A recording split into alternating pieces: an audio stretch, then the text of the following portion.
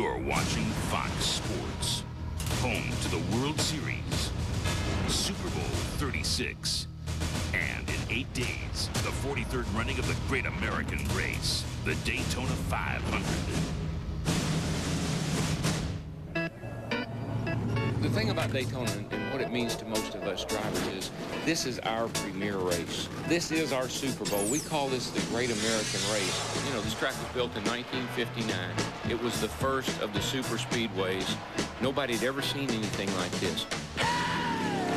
Your heart's pounding, the fans are coming in the stands. People are hollering, you know, and the crews are revving up their air guns. They drop that green flag, buddy, and you head off into that first turn.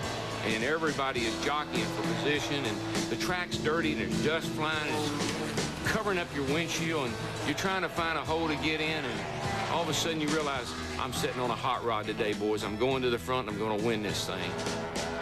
It is your moment. This is your time, and it's all about you. It's all about what you've just done. We all drive into the victory circle, and victory circle it's like heaven. I mean, it's open the gates. When they get there, they open the gates, and you drive in, and that's when everything comes into perspective. We won the race.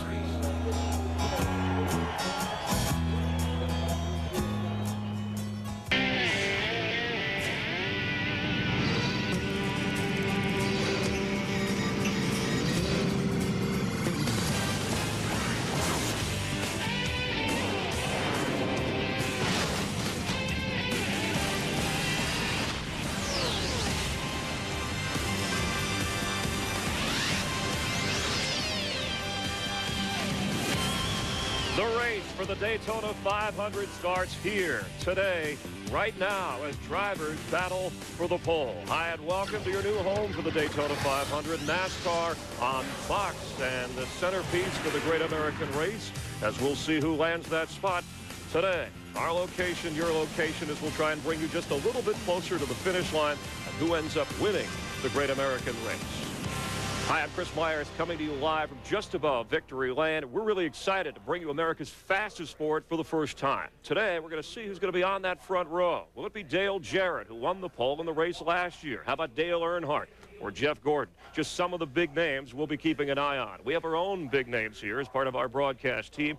Let's go up to the broadcast booth. Former winner Darrell Waltrip, crew chief Larry McReynolds, and Mike Joy, who will call the action. Mike, you have your own crew chief and driver. You're ready to go.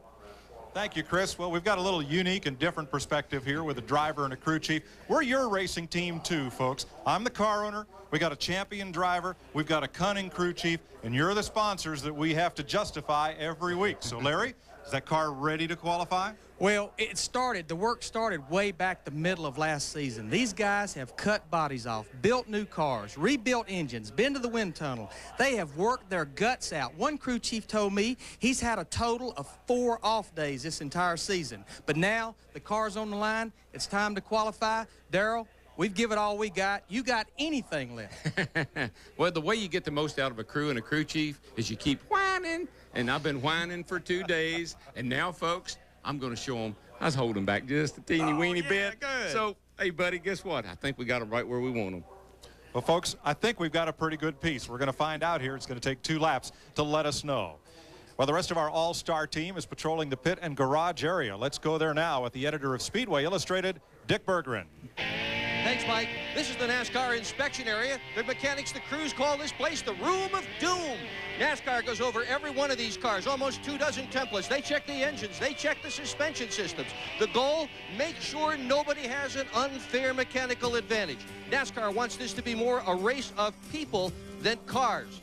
That's why they look so carefully at these cars in the inspection area. To Matt Yoakum. Dick, Daytona's a racetrack steeped in tradition. The name Earnhardt is synonymous with winning at Daytona. Today, Dale Earnhardt Jr. is the pre-qualifying favorite to win the pole. If successful, he'll become the 29th different 500 pole winner since 1959 and link forever the Earnhardts to the Allisons and the Pettys as the only father-sons to win the pole for the Great American Race. Steve. Well, Matt, Robbie Gordon's been a big surprise here at Daytona. But you know what? This team tested on 3 different days, spent a full day at the wind tunnel, and crew chief David Iff told me he did the math on a toolbox this morning. He said 18 different mechanics spent over 10,000 man-hours on this very race car. To Jeannie Zelasco.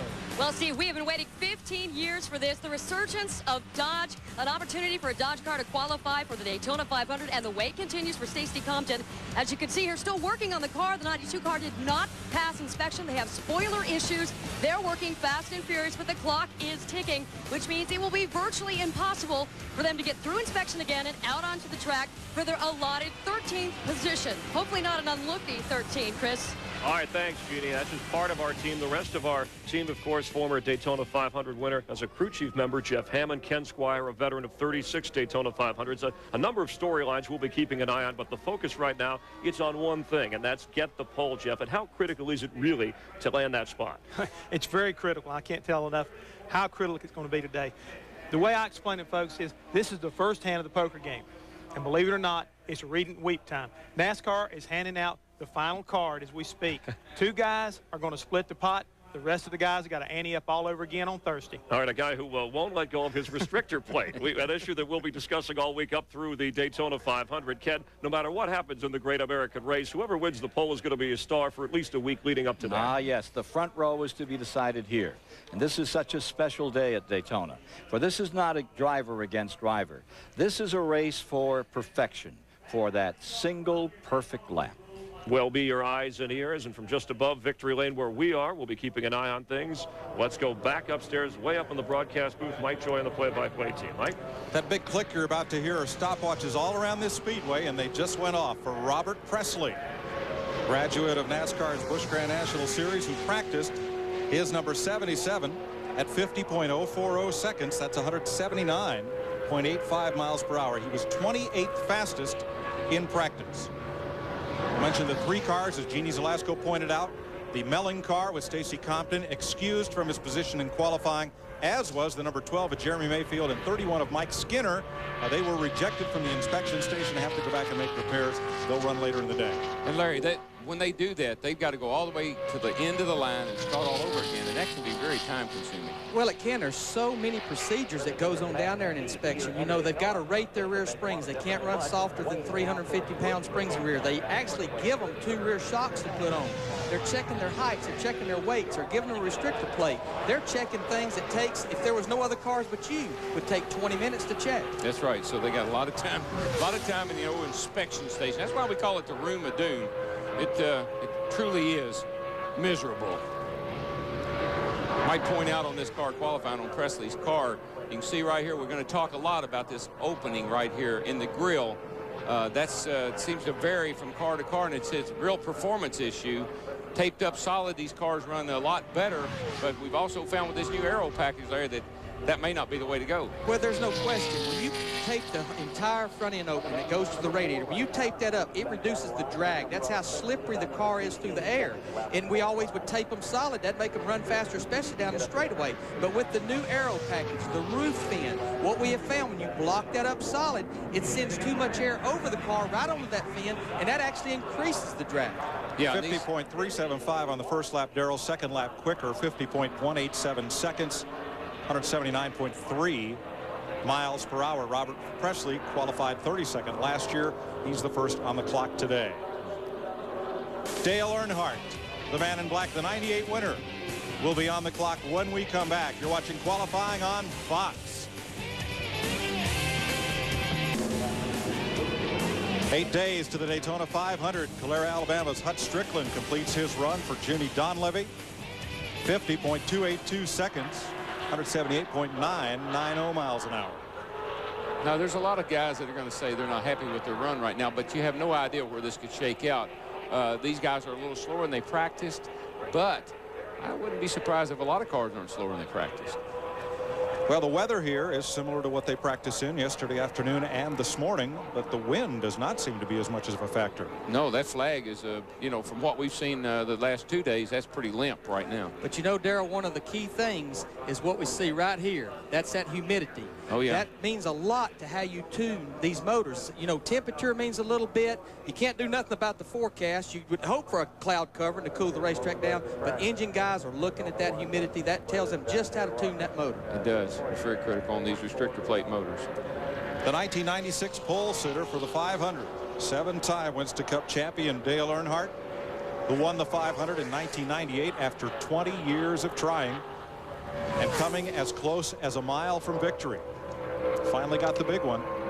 Yeah, I had him for a long time there, man. I thought I was going to have something on him, but he finally won. Practiced at 49.730 seconds. He was 15th fastest in practice. Folks, something we'll watch too is this gap right under here, under the air dam. That is tells you if that car is getting the front end down. The closer to the ground that gets, the closer to the track that gets. Theoretically, the faster that car is going to run. And quite honestly, Dale's car doesn't look all that good. It's coming, the front's coming up a little high right here off the corner. That's where you get that aero push that we talk about. So he might have a little work to do there. We'll see how he runs. Now the first lap will in almost all cases be slower. 50.106, excuse me here, for Earnhardt. 179.6 miles per hour, 50.106. For the most part, these guys, again, they're getting that momentum built up. They'll pick up anywhere. We'll see some cars pick up as little as 1 or 2 tenths. Darrell, if they run that high line on their first lap, they may pick up as much as a half a second. Well, we've seen that here in the past with the old aero package. Cars seem to really gain a lot of momentum on that second lap, but because of the having to open the grill up a little bit to make the car perform, all the drag the car has because of the aero package, I'm surprised to see guys gain much. 2 tenths has been the norm all through practice.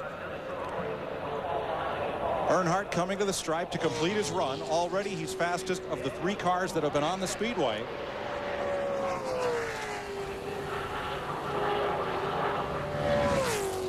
.808. That is a tenth off of what he practiced, but 180.694 is the fastest speed thus far. So let's go down with the first driver to take to the track today, and Jeannie Zalesko. Robert Presley, you got to break the track in. What were the conditions like? Well, it's warmed up a little bit since this morning there, so we're disappointed a little bit in that Jasper engine Ford. We thought we'd be a little quicker than that. We throwed some fluids to it and everything, but, you know, we're just going to have to get ready for the 125s now. And as the afternoon wages on, it seems to be getting more and more humid out here. Was it a problem for you on the track? No, it wasn't really a problem. It just these motors just don't like this warm weather like this. So, you know, if they get a little warmer, it's going to help us. If a cloud comes in, it's going to hurt us. All right, thank you so much. Steve? And Sterling Marlin will be leading the Dodge Brigade onto the racetrack. Sterling, your thoughts right before qualifying? Well, I just like to thank the Coors Light race team. They've really worked hard and built this car in about 5.5 days, and we never tested it here, but we carried it to Talladega, and it's worked good for us off the truck. We've been about the top 10 in all the practices, so roll the dice, see what happens here. Look, Sterling. Matt Kenseth, last year's Rookie of the Year and Charlotte winner, timed in 27th for last year's 500. His first, he finished 10th, but he and the rest of the Jack Roush drivers struggling in practice. He was 38th fastest of the 52 drivers in practice yesterday and this morning.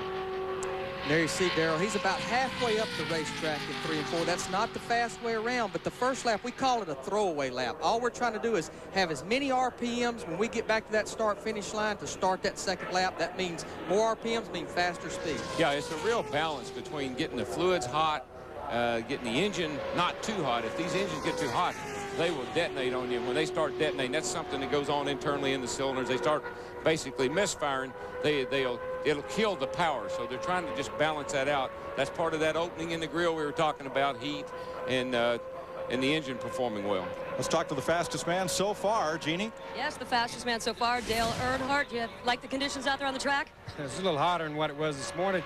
A little bit slower than what we ran a qualifying run this morning, but a lot of cars were on the track. The wind may be a little stronger right now, so a lot of elements probably got into it. I was watching them work on some of your aero packages before you even came out here. What changes were you making? Trying to get over this temperature, really, and to just go faster. Anything you can do, just the smallest amount of thing you can do here makes a difference. I think this wind coming down the front straightaway hurt us. Though. All right, thank you so much for the time. Mike? Here comes the Stanley Steamer of Matt Kenseth. Yeah, that's the overflow out of the radiator, and that's how they blow it on the windshield right there, believe it or not, so the driver, it will get his attention, because drivers are notorious, as you well know, Larry, for not paying too much attention to those gauges. Well, you start these engines stone cold. You don't mind carrying them up to 220, 30 degrees, but when you get past that, they start losing power. 50.127 for Matt Kenseth. He's second fastest so far You're watching qualifying for the Daytona 500 on Fox. Welcome back to Daytona 500 pole qualifying, where Dave Marcus, trying to qualify for his 33rd Daytona 500, a record, has just clocked in at 49.893 seconds.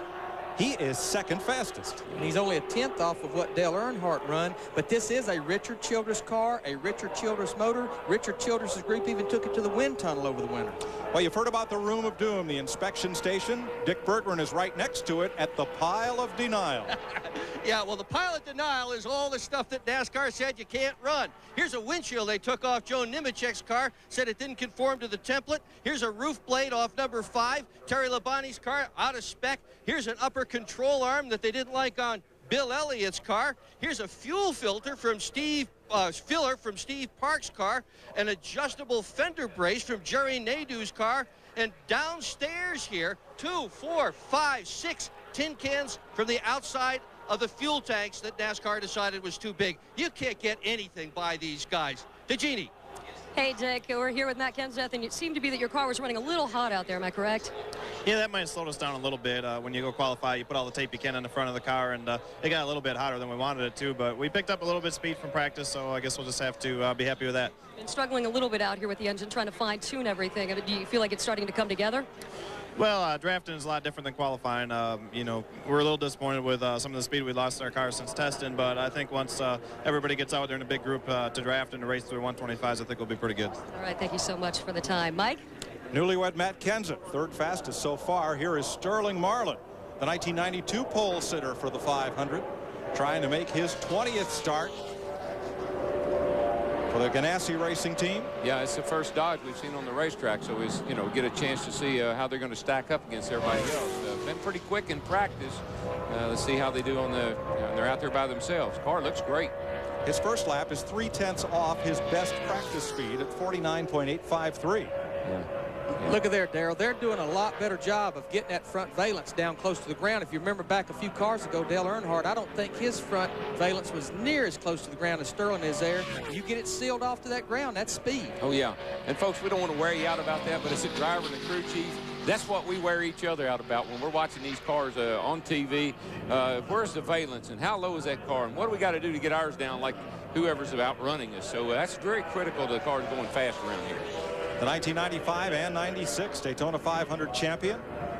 Then for Morgan McClure Racing, and now for Chip Ganassi. And he is fastest, 49.412 seconds, 182.142 miles an hour. Sterling Marlin has jumped to the top of the pole chart. Imagine that. That Dodge was that fast. That's not a bad effort for the first time. That's pretty good effort right there, boys. Chip Ganassi, he may have brought some of that IndyCar magic over here with him. Best seat in the house today is inside the Budweiser.com airship. Aerial ambassador of the King of Beers, Budweiser, official beer of NASCAR. And I'm sure Felix is saying, now, you know, I've owned cars down here for years. I could never get one to run like that. What's going on here? They're explaining each other. Tony Glover's the crew chief there, and they're talking this all over. And I mean, they don't look all that happy. I'd be jumping up and down. Next man on the track is jumping up and down. Ricky Craven had his career derailed by a bad crash and lingering effects, but he's back in a full-time ride for Cal Wells in his number 32. 2 weeks ago, Craven led, I think it was 135 snowmobilers all around Maine and raised $75,000 for charity. That was his tune-up for the 500. So many drivers do so many good things for charities, especially during the off-season. Yeah, they do. Now, you notice here's a Ford out there, and it's got a different opening than some of the others have had. Right down by the yellow line. Short way around. He's one of the few cars we have seen run around the bottom on his first lap, which means he probably won't pick up as much the second lap, but he'll have a quicker first lap. But it may have been that folks atop the trucks were watching Dave Marcus, who did just that. And Marcus's first lap was the second fastest of all the first laps. And Marcus had a strong second lap. Let's get out and meet one of the fellows who's been fast here all through practice and is definitely a favorite for the pole. Here's Steve Burns. And Mike, that's Robbie Gordon. Now, Robbie, your crew chief, David, has said you came down here to win the pole. Is it feasible? The whole race team did a really good job, and I'm pretty excited about it. You know, that's a pretty big mark. Marlon just did all by himself out there, so we'll have to see what we do here in a couple minutes. But I know the team worked as hard as they possibly can, spent as many hours as possible getting ready for the pole, so hopefully we can do it with the Kodak car. Good luck, Robbie. Let's go to Matt. And Steve, the 12 car of Jeremy Mayfield was scheduled to go out 9th, but they missed their call to the inspection line. Peter, what was the problem? We thought we had a motor going away, so we decided we had to change it. Did it give you any other indication, like a drop-off in times? Yeah, we haven't been real fast at all this morning, so you know, we needed to make a change for sure. Precautionary measures for the 12 team, led by Peter Suspenzo. Ricky Craven climbs to second. 49.430 seconds, 182.076. And Darrell, as you theorized, he had the fastest first lap of every driver that's gone so far. Yeah, he did, but you know, like we said, he didn't run the high line, so he just felt like his best shot was to take it right around the bottom all the time. Some guys feel that way, but that's a great effort on that team's part. He's only a couple of hundredths off the pole, and I'm sure they're going to be happy with that. Two-time Winston Cup champion Terry Labonte. And you see this number 5 down here? That is just the way it appears on the race car. That is the race team's identity, is the shape and color and style of that number, and that's just the way we're going to present it for you on Fox this year. Labonte's practice speed, 49.740, 16th fastest in practice. He is looking to start his 23rd Daytona 500. Yeah, they had a little problem with that car the first session and had an oil line loose on, but ever since then he's been decent. He's been kind of middle of the pack, so we'll see how he performs on his qualifying run. I'm sure they tuned that baby up, put a little extra Tiger in the tank. Now Marlon is fastest. He ran the high line on the first lap and picked up 0.4 of a second to post the fastest speed. Craven ran the bottom line, only picked up 0.2 of a second. He's second fastest. And I know the fans probably asking, well, if you're going to pick up a half a second, why don't you run the high line? But a lot of it has to do with gear. That's exactly if you're right. pulling a low gear, you run around the bottom, and it's all what your motor's asking for. These things like to turn about 68 or 6,900 RPMs, unlike a motor without a restrictor plate. They'll turn them 87, 8,800. But if your motor runs better with a high gear, you need to run the high line to keep it wound up. Terry Labonte across for his first lap. Sterling Marlin is the fastest man in Daytona as Labonte clocks in at 49.681. Let's go to Jeannie. Somehow we have managed to slow him down. Sterling, a little history in the making as you're the first Dodge to come out here and qualify. That crossed your mind at all as you were coming in here pit road? Well, I didn't realize until we got to go out, and somebody said down there was first Dodge out in 20-something years, I guess, and just neat to be in one, and I think we got a really good program going with the Coors Light team, and hopefully we can, I think let's hold on for top 5 somewhere. Probably 2 or 3 will beat us, but I'd like to thank all the crew guys. They really worked hard over the winter, and they built this car in about 5.5 days and really done a good job with it. We didn't test it here, and didn't have time to carry it to Talladega and test it, and worked out good for us, so we'll see what happens. So far, so good. You have the fastest time, but not that that matters to you because you really don't need the pole to win the Daytona 500. How will this be different for you this time out? Well, it's, you know, like I said, it's with Chip Ganassi coming in and really taking control of the team, and you know, everything's really new. We got Ernie Elliott doing the motors, and you know, for me this year, I think it's the best opportunity, you know, that I'm going to have to win several races a year and a good shot at the Cup Championship. So I'm raring to go this year. And a good start for the Dodge team. Thank you so much for the time, Mike. Okay, Terry Labonte is third fastest, 49.502 for that Rick Hendrick Chevrolet. Third fastest behind Marlin and Ricky Craven.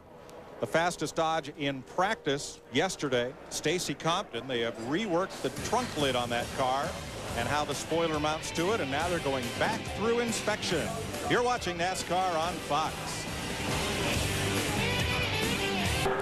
Welcome back to Daytona International Speedway. Front row qualifying for the Daytona 500, Jeff Purvis from Clarksville, Tennessee on the Speedway. Sterling Marlin is fastest so far, 49.4 seconds, and Purvis unable to back up his practice time. Checks in at 179.777 seconds. One of the neat things about NASCAR racing is that almost every driver out here started racing part-time and had to earn a full-time living. And once a realization happens, well, let's see what happened to Tony Stewart.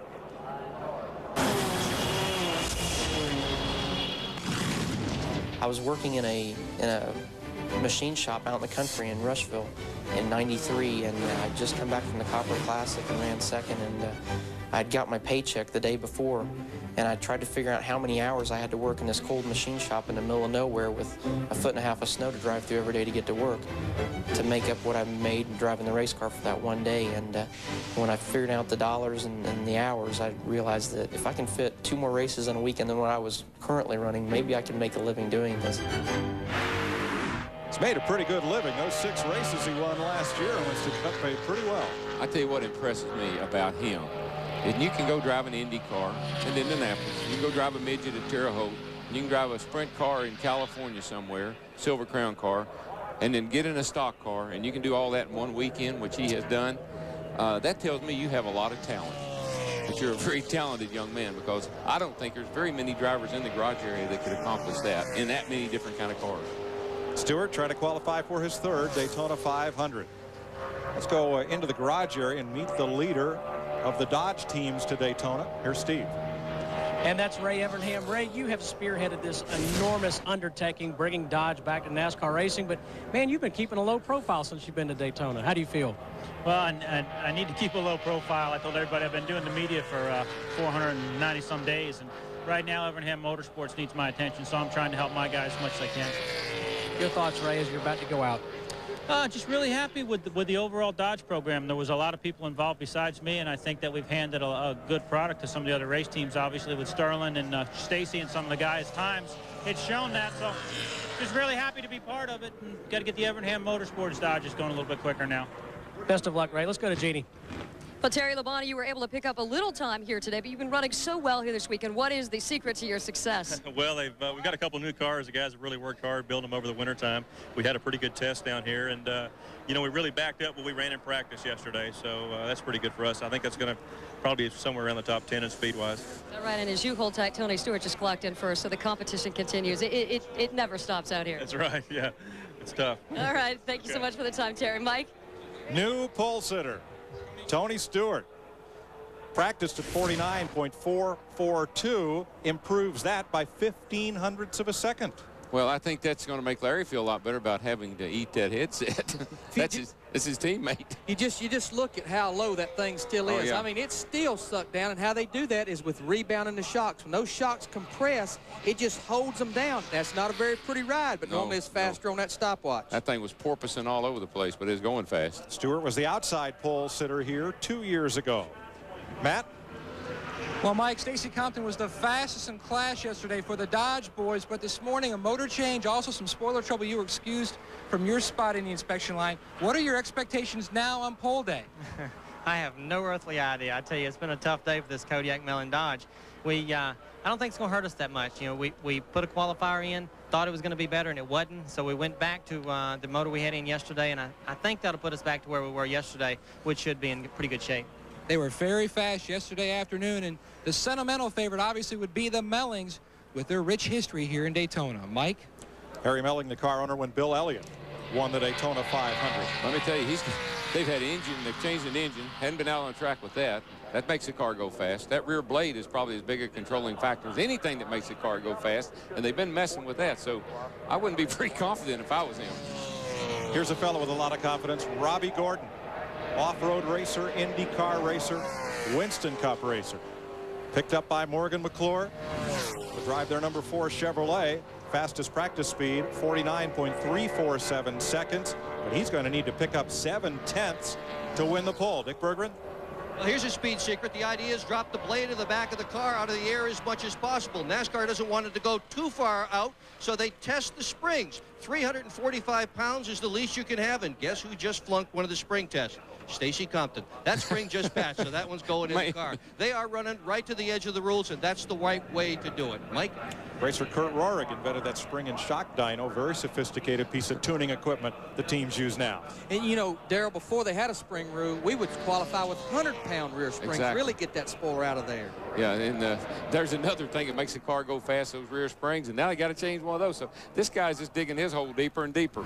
Robbie Gordon will be disappointed. He is 5th fastest, 49.632 seconds, 181.335 miles an hour. That's about 0.3 of a second slower than Gordon practiced.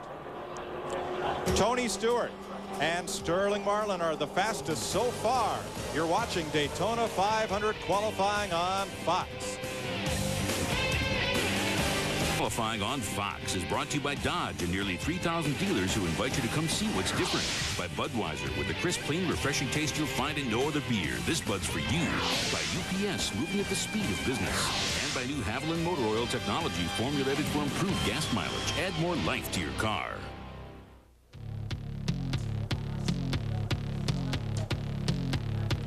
Welcome back to Daytona, where in 8 days you'll see the Daytona 500 on Fox. Steve Park has just clocked in with his Dale Earnhardt Chevrolet, 6th fastest, 49.769 seconds.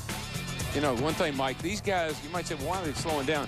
They had their own restrictor plate. You got your own plate you practice with. You got your own springs and shocks and stuff that you practice with. But when you go into the technical area, they put the NASCAR plate on. They give you, you have to get your springs approved, and they give you 2 rear shocks. If you're off ever so slightly in any of those areas, you're going to get a huge performance gain. So that's why everybody worries so much and why there's so long faces when those cars go in and out of that room over there. Jeff Burton climbing aboard his Jack Roush Ford, hoping to pick up some speed from practice. Jeannie, let's meet the man who's fastest for the moment. Yes, and you can kind of tell by the look on your face. Okay, you lost the smile there for a moment on me. This is TV. You need to smile big. I was going to walk up and inform you were the fastest, but I couldn't even get there. Your crew was all over the car. Obviously, the lap went well.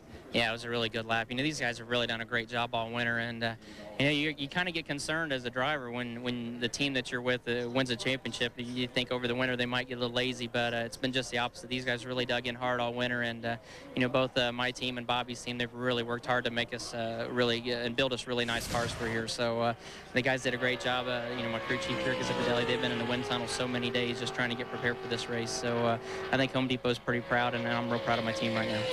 Well, take me through your positioning on the track, because both laps seem to look very much the same, which was good news for you. Well, you know, a lot of the guys will take their first lap and run up high to try to take an extra lap to build their momentum. But, you know, with our setup and the way our car was running, we didn't really notice a difference doing that. So I just ran on the bottom both laps. And, you know, what I learned the first lap helped me on the second lap as far as, you know, the way that set of tires drove and, you know, how the car was going to react. So, you know, in my opinion, it was nice to be able to run both laps in the same line. All right, great. Thanks so much. Go sit back, relax, and watch the times with the rest of us. Guys, back to you. Todd Bodine on the speedway, the youngest of the 3 racing brothers from Chemung, New York, and already his first lap is quicker than his fastest lap of practice. Bodine trying to make his 3rd Daytona 500. Yeah, he's you know, he's the slowest of the cars that have been. I don't know, we struggled with our speedway program last year, and I did, and I was hoping for these guys, they had gotten the car a little better. I know they've worked on it hard, they've been in a wind tunnel a lot, and of course they have Yates power, so I'm sure they've just got to dig in a little harder, as Tony just said, and see what they can come up with. Well, this is the Travis Carter team for which Darrell Waltrip drove last year, and now he is ninth fastest with his 2nd lap. That's the fastest lap he's run this week, 50.003 seconds. Yeah, it's not what he would like, I'm sure, but from where he practiced, they've obviously done a good job of picking him up. That's right at a half a second. So, yeah, again, that's probably not going to end up very good. But when you pick up a half a second, you got to feel a little bit good about your gains. If you can gain that again, exactly then you'll right. be doing good. That's right. Later today on FX, the Goodies Dash 200-miler, 4:30 p.m. Eastern Time. Fellows like Michael Waltrip and Larry Pearson got their start in that series. Dale Jarrett did well there before moving on up. And tomorrow, it's wall-to-wall NASCAR on Fox Sports Net. NASCAR this morning kicks off at 10 a.m. Eastern Time, early on the West Coast. Then we'll have the Budweiser shootout right here on Fox at 2 p.m. And every Sunday night, NASCAR Victory Lane, 9 p.m. on Fox Sports Net. Bill Elliott, pole sitter in 85, 86, and 87. Daytona 500 winner in 1985 and 87.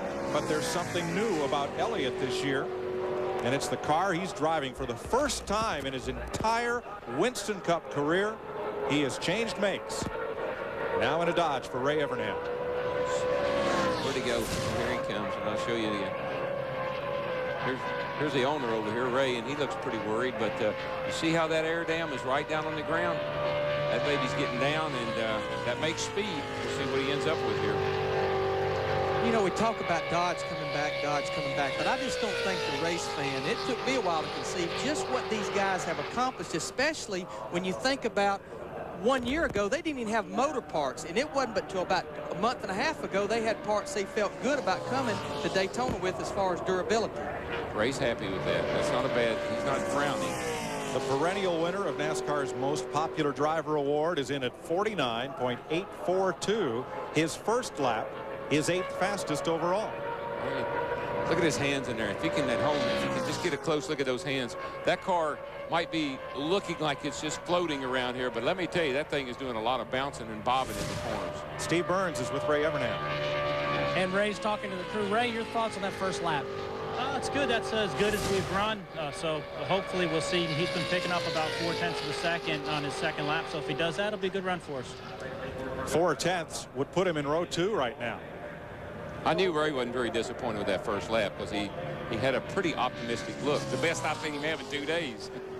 Or about 2 months. Maybe 2 months. Oh, yeah, he's happy with that. I'll say he'll be. Yeah, he's happy with that. He is fastest today. Bill Elliott looking for his 4th Daytona 500 pole. 49.029 seconds. Look at the difference. He picked up 3/4 of a second. Well, he said 4/10, so it's twice that. Larry, that driver's been lying to that crew chief. I believe he was holding back. Bill Elliott, Tony Stewart, Sterling Marlin, and Ricky Craven. Look at him our down fastest so far. You're watching NASCAR on Fox. Congratulations, Ray. That's a great effort, man. But pole qualifying for the Daytona 500 is underway. Bill Elliott in a Dodge, Tony Stewart. The 2 fastest so far. Jeff Burton has just run, and the second lap for his Jack Roush number 99 picked up 0.8 of a second. His lap of record will be 49.792, 180.7 miles per hour. He is 8th fastest. Let's go down to victory lane. Chris Myers. All right, and the Roush Racing team, disappointing in the 2 days of Winston Cup practicing. Mark Martin, more specifically, the Viagra car did not perform after all the expectations. So we got that out of the way. But let's talk about Roush Racing as Jeff Burton is going around now. What kind of improvements can they make in the short time to put up good numbers today?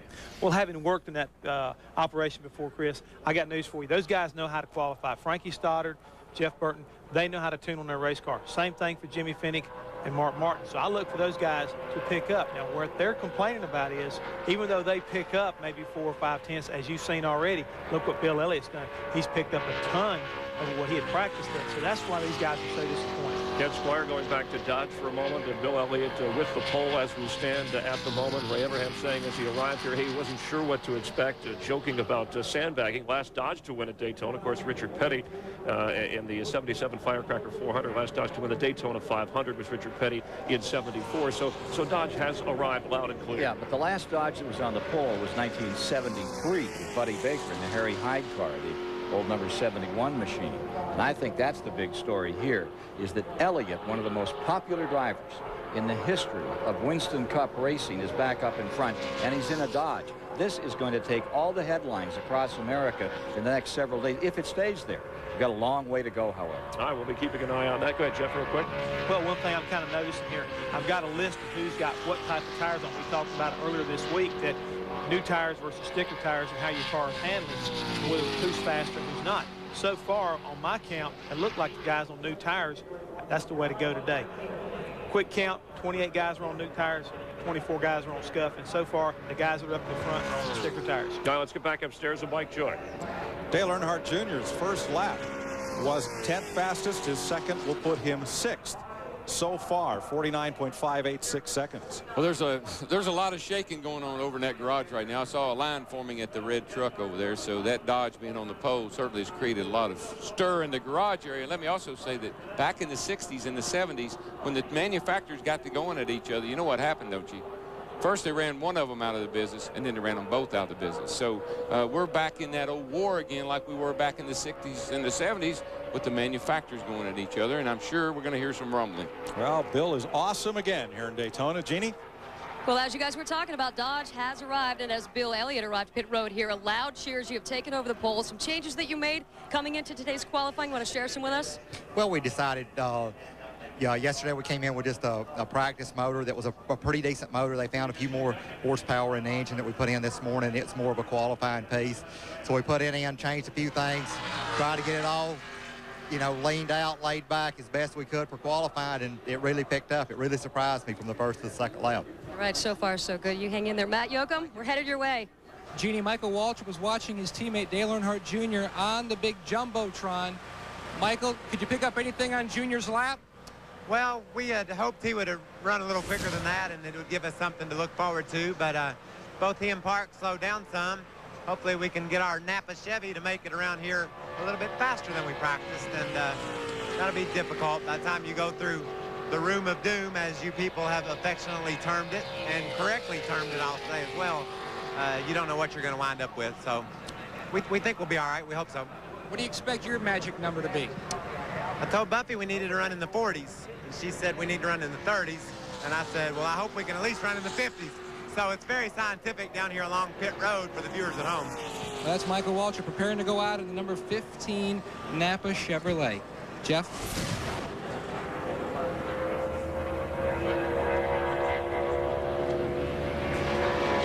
Ron Hornaday's on the speedway. He's A.J. Foyt's driver to start this season. And I tell you one thing, he better pick it up a little bit, or he's going to have a hot Texan after him. That's right about where he practiced, Darrell, within about 0.05 of a second. 2 wins in the Busch Series last year for Hornaday, 2-time truck racing champ.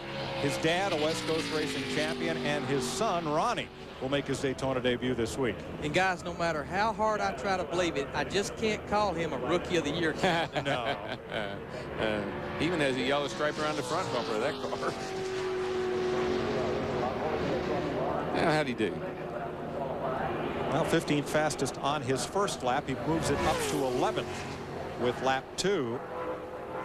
49.853, and as Michael Waltrip was talking about a 30, that's 49.30 seconds. Drivers talk in hundredths of a second. I need to run a 30. See this second lap right here? That's an 85. Folks, you'll catch on. We're going to be here every week. You'll catch up. Give them your explanation. Well, when we come back. We'll do that. Ron Hornaday completes his run, and we'll be back with more Daytona 500 pole qualifying as you're watching NASCAR on Fox. Morgan Shepherd is on the speedway. The Conover, North Carolina driver is the second senior driver in the field to Dave Marcus. They're both 59 years old. This is the Stan Hover machine. Morgan's been in 15 Daytona 500s, finished second in 1992. Now, we were talking just before the break.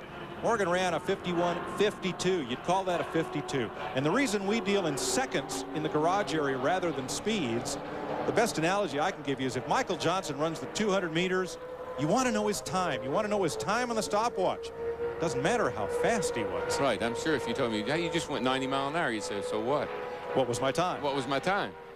Here's our first look on Fox at the second generation Fox box that in other sports gives you constant time and score. You see the Fox ID, and that they call it a jelly. A little green jelly right there tells you that the track is under green flag conditions. And here we'll have position, number, and driver name on the main ticker across the top of the screen. On a second line, we'll be able to give you other information. We'll show you some of that as our week goes on and we get further into the NASCAR season.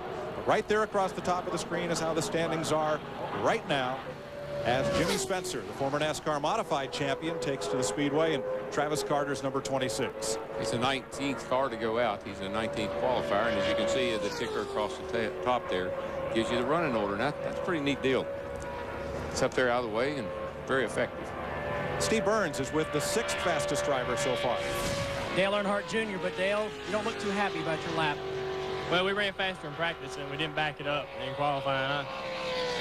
I really have no explanation. Just it'd have been nice to run what we ran in practice, but this will be all right.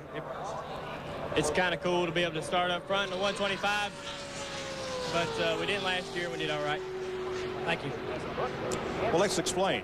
Only the front row is set today in pole qualifying, but every other driver who goes on the speedway earns a time that will get him a starting position in one of the Thursday 125-mile qualifying races, and those will set the field for the Daytona 500. It's a situation unique to Daytona in February. Happens nowhere else on the tour all year. Well, the good thing is you can race your way into the Daytona 500. Yeah, qualifying is important to get you a guaranteed, you know, if you got a fast speed, that's something you fall back on. But at least if you're slow, you still are not out of the picture. You can race your way into the 500, just finish 15th in your qualifying race. First lap on Jimmy Spencer, 50.322, 18th fastest. He'll need to pick it up to make his 10th Daytona 500. Second lap complete. And Spencer from 18th position moves to 13th. Second lap for Spencer, 49.928, 180.26 miles per hour. So Bill Elliott, Tony Stewart, Sterling Marlin, Ricky Craven, and Terry Labonte pace Daytona 500 qualifying on Fox.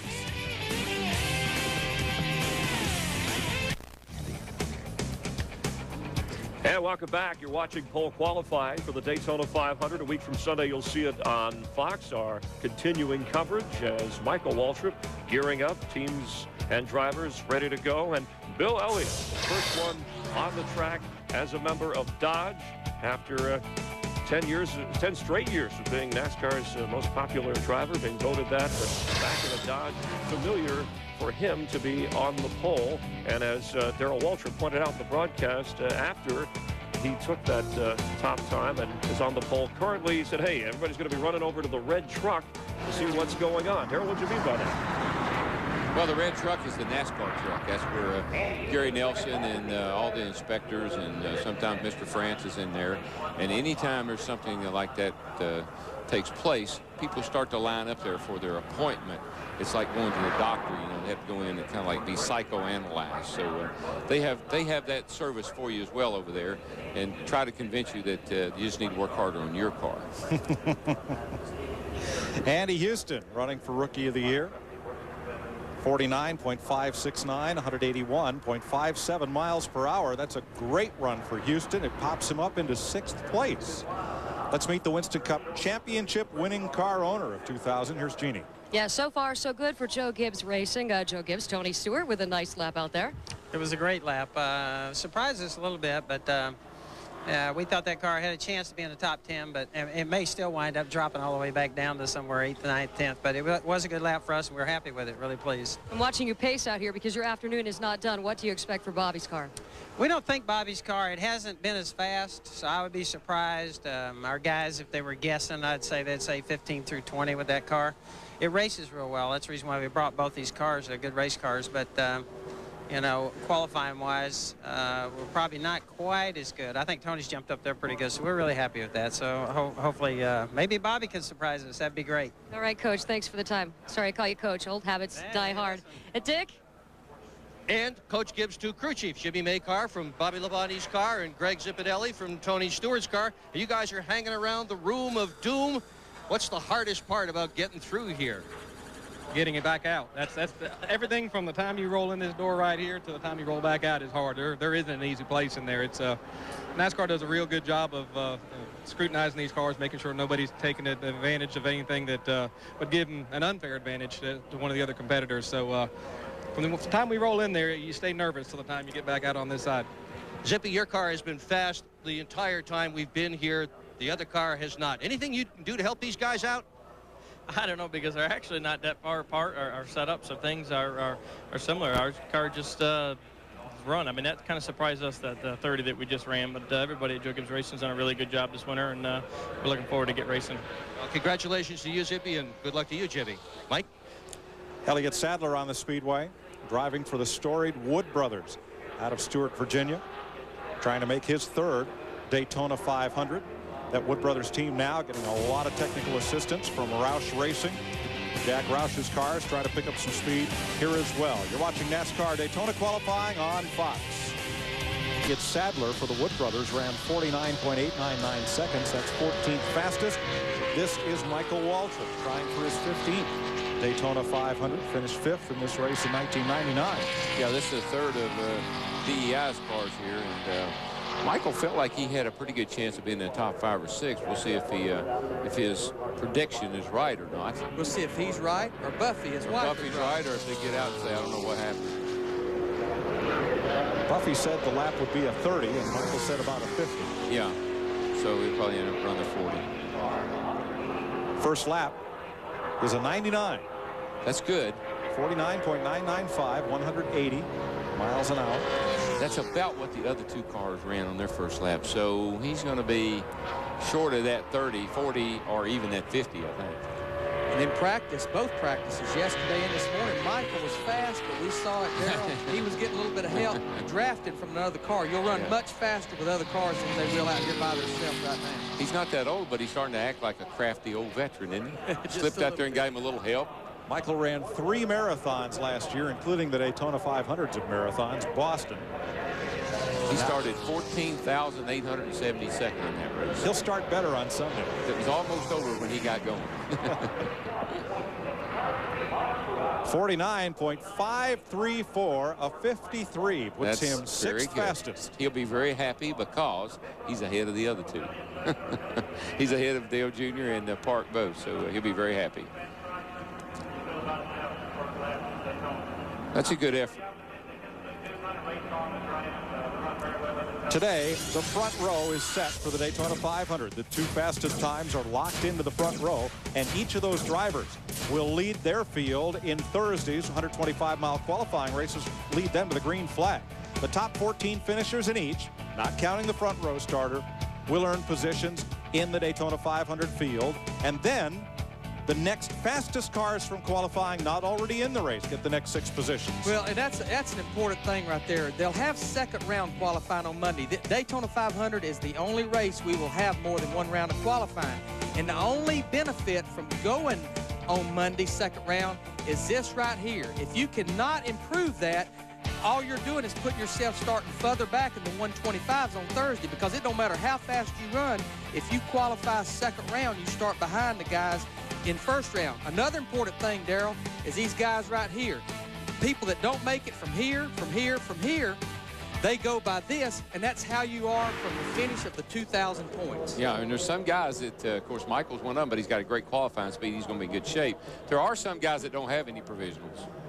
Now here's Ray Evernham talking with a fellow who does not. His other driver, besides Bill Elliott, rookie Casey Atwood. That's a brand new team, the number 19 team, and they have to race their way into the Daytona 500. They have no provisions. No, he doesn't. But he's a good little driver, and I'm sure they'll tune his car up just like they did Bill's, and it wouldn't surprise me to see him right there, not too far behind him. Dave Blaney on the speedway, looking to start his 2nd Daytona 500. He was 10th fastest here last year. And it's another one of those potent Dodges. He picked it up big time this morning, so we'll see if he can back that up for qualifying. He's out of the Bill Davis stables, and a lot of people thought Bill Davis might just have the best Dodge effort down here because they had such a good program last year on the restrictor plate races.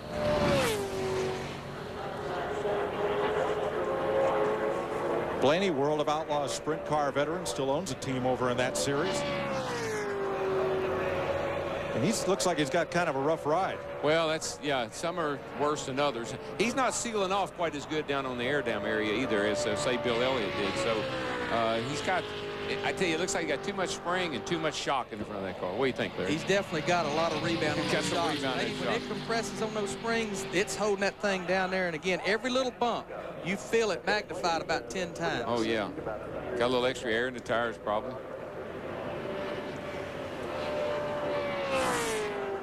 I just said that, and I'm thinking, well, what do people? We add a little air pressure to the tires to reduce the rolling resistance. Again, it's one of those things that makes the car go faster. It's a good lap for Dave Blaney. His first lap was 10th fastest. His second lap is 7th quickest. I think that's 6th quickest of the day, 49.543 seconds for Blaney. 181.66 miles per hour. That's 3/10 quicker than he run in practice this morning. Next driver out had a lot of problems in practice. Mark Martin ran a few laps in yesterday's first hour of practice, parked the Jack Roush car, changed engines, put it back together, trying to win his first Daytona 500 in 17 years of trying. We asked Mark about his own personal motivation for racing. The desire to win is what it is. I mean, if that wasn't there, I couldn't race. I certainly don't enjoy driving the cars around. I don't even enjoy driving the cars. I enjoy winning. Therefore, I have to test. Otherwise, I would never test because I hate testing, you know, and I don't care for driving the cars around fast unless I'm beating somebody, you know, if I'm racing against the clock or something like that. So it's the burning desire to win that keeps you going. Mark Martin on the Speedway. You know, that's an interesting explanation. He doesn't like driving the cars, and quite honestly, some guys feel that way. It's the competition, it's the love of the game, I think, that guys really pursue, more so than just the real thrill of out there going fast. Well, guys, one thing, Mark Martin's intense about driving this Winston Cup car, but boy, another thing that he's very intense about is his son, Matt Martin, that runs the quarter midgets. In fact, there really wasn't, he lives down here in Daytona Beach, there really wasn't a place to run them. So what did Mark do? He went to New Smyrna Speedway, and he built the speedway for these little kids to run on. Had all the drivers out there last week signing autographs, a lot of charities involved. And when I try to talk to him about the 6 car, he wants to tell me about Matt and that quarter midget. Yeah, he's a proud papa. Car owner Jack Roush doing split times on Mark Martin as he comes around, and I'm corrected on Dave Blaney. Blaney is 7th fastest. We listed him as 6th. 7th fastest so far. Mark Martin is not fast. 23rd of 24 drivers. See the scowl on Jack Roush's face. Matt? Mike, this morning, Mark Martin called his morning session less than productive. Jack, the first lap, is that what you expected? That's about the way we've been running. You know, this Daytona race is 11 days long, and there's several events. There's a qualifying, the 125s. Of course, we're going to have a Busch Clash tomorrow, and then ultimately the race. There's a lot going on in these 11 days. The qualifying positions will only be established for the first 2 cars today. We think we'll race real good. We've obviously missed something in our qualifying setup, but I don't think that'll come into play when we drop the green flag. His lap was pretty good. His second lap was pretty good. Yes, it was. That's 13th fastest for Mark Martin. 49.805 seconds. So he gained half a second on his second lap. Yeah, actually, that car, that surprised me. That car had the nose up a little higher in the air than just about anybody that's been out to qualify so far. So, again, though, it's attitude. And attitude, every car has a little different attitude. And so maybe they know something about their car. Steve Burns is with the 6th fastest driver. And that would be Michael Waltrip. Now, your crew looked happy with your time. How about you? I was pleased. We got to kind of base things off what Dale Jr. and Park did, and they were a little bit off of their practice speeds, not much, and we were too. The car drove a perfect line. Scott has done a great job setting this car up where it's really free in the turns. I didn't know you could get one loose with these new spoilers and stuff, but he's got it to where it's really free in the turns. You don't have to turn it left hardly at all, and it gets on around the corner good, which helps the RPM down the straightaway. So the Napa Chevy looked good, I trust, but it felt real good. Uniform looks good, too. Yeah, and how about my eyes? They're blue. Hi, Mom. His mom said yesterday that the new uniform made his eyes look bluer. Yeah, that's debatable. From his older brother. No, I've never argued with my mom. I wouldn't say that. No. Later today on FX, the Goodies Dash Series of Daytona has their season opener. That's coming up at 4:30 p.m. Eastern Time over on FX.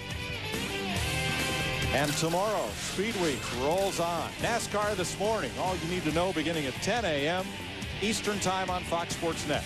The Budweiser Shootout right here on Fox at 2 p.m. Eastern. And every Sunday night, NASCAR Victory Lane at 9 p.m. on the net. A lot of sun-drenched fans out there today. Taking in pole qualifying for the 43rd annual Daytona 500. And on the speedway comes Ken Schrader, looking for his 17th Daytona 500 start. He was the fastest timed car in practice, but admitted to us yesterday afternoon that he did have a little help. He caught a little bit of a draft off another car, so may not be quite indicative of what he'll run right now. No, but the Pontiacs all seem to be running pretty well. I mean, you know, Stewart's there, and I'm still just waiting for that 18 car to go myself, because, you know, the challenge Larry put up.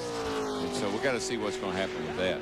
for the fan that don't know the challenge that Larry put up, I said if he don't qualify, did I say the top 35? No, you didn't even. You said the top 10. Maybe I said the top 10 or 15 that I would eat my microphone. But Jimmy Maycar let me in on a little secret this morning, so maybe it's going to work out. You know, if you took a Webster dictionary and you opened it up and looked up the word racer, right beside it would have to be Ken Schrader. This guy runs sprint cars. I look to go to a horse track sometime and see him a jockey. A trotter. Horse. He races 365 days a year. Yeah, he's a heck of a West Coast driver. Won the Southwest Tour race at Phoenix last weekend to open his season, but his first lap is off, 23rd quickest, 50.252 for Schrader. And I have to explain that. I've said it a couple of times. Michael digs at Schrader. Schrader goes out and wins the Winston West races and the Phoenix and all those other races at ARCA. And Mike's always giving him grief about being a great ARCA driver, great Winston West driver, but never says anything about being a good Winston Cup driver. Well, he's 15th fastest right now, 49.822, 180.64 miles per hour for Kenny Schrader. 15th fastest. 25 drivers have taken time. The Fox family of networks is your home for NASCAR all through the first half of this 2001 season and beyond. Totally NASCAR with Steve Burns debuts this coming Monday at 6 p.m. Check your local Fox Sports Net listings. We'll be right back with more Daytona 500 qualifying on Fox. 4 identical cars. Welcome back to Daytona International Speedway. Here's a blur in turn 3. The first lap turned in by Stacy Compton in Mark Melling's Dodge. Finally approved through inspection. He's had the fastest first lap of the day. There is the time and the speed. And here he comes, trying for the Daytona 500 pole.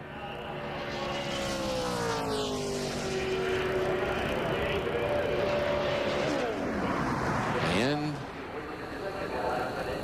second fastest.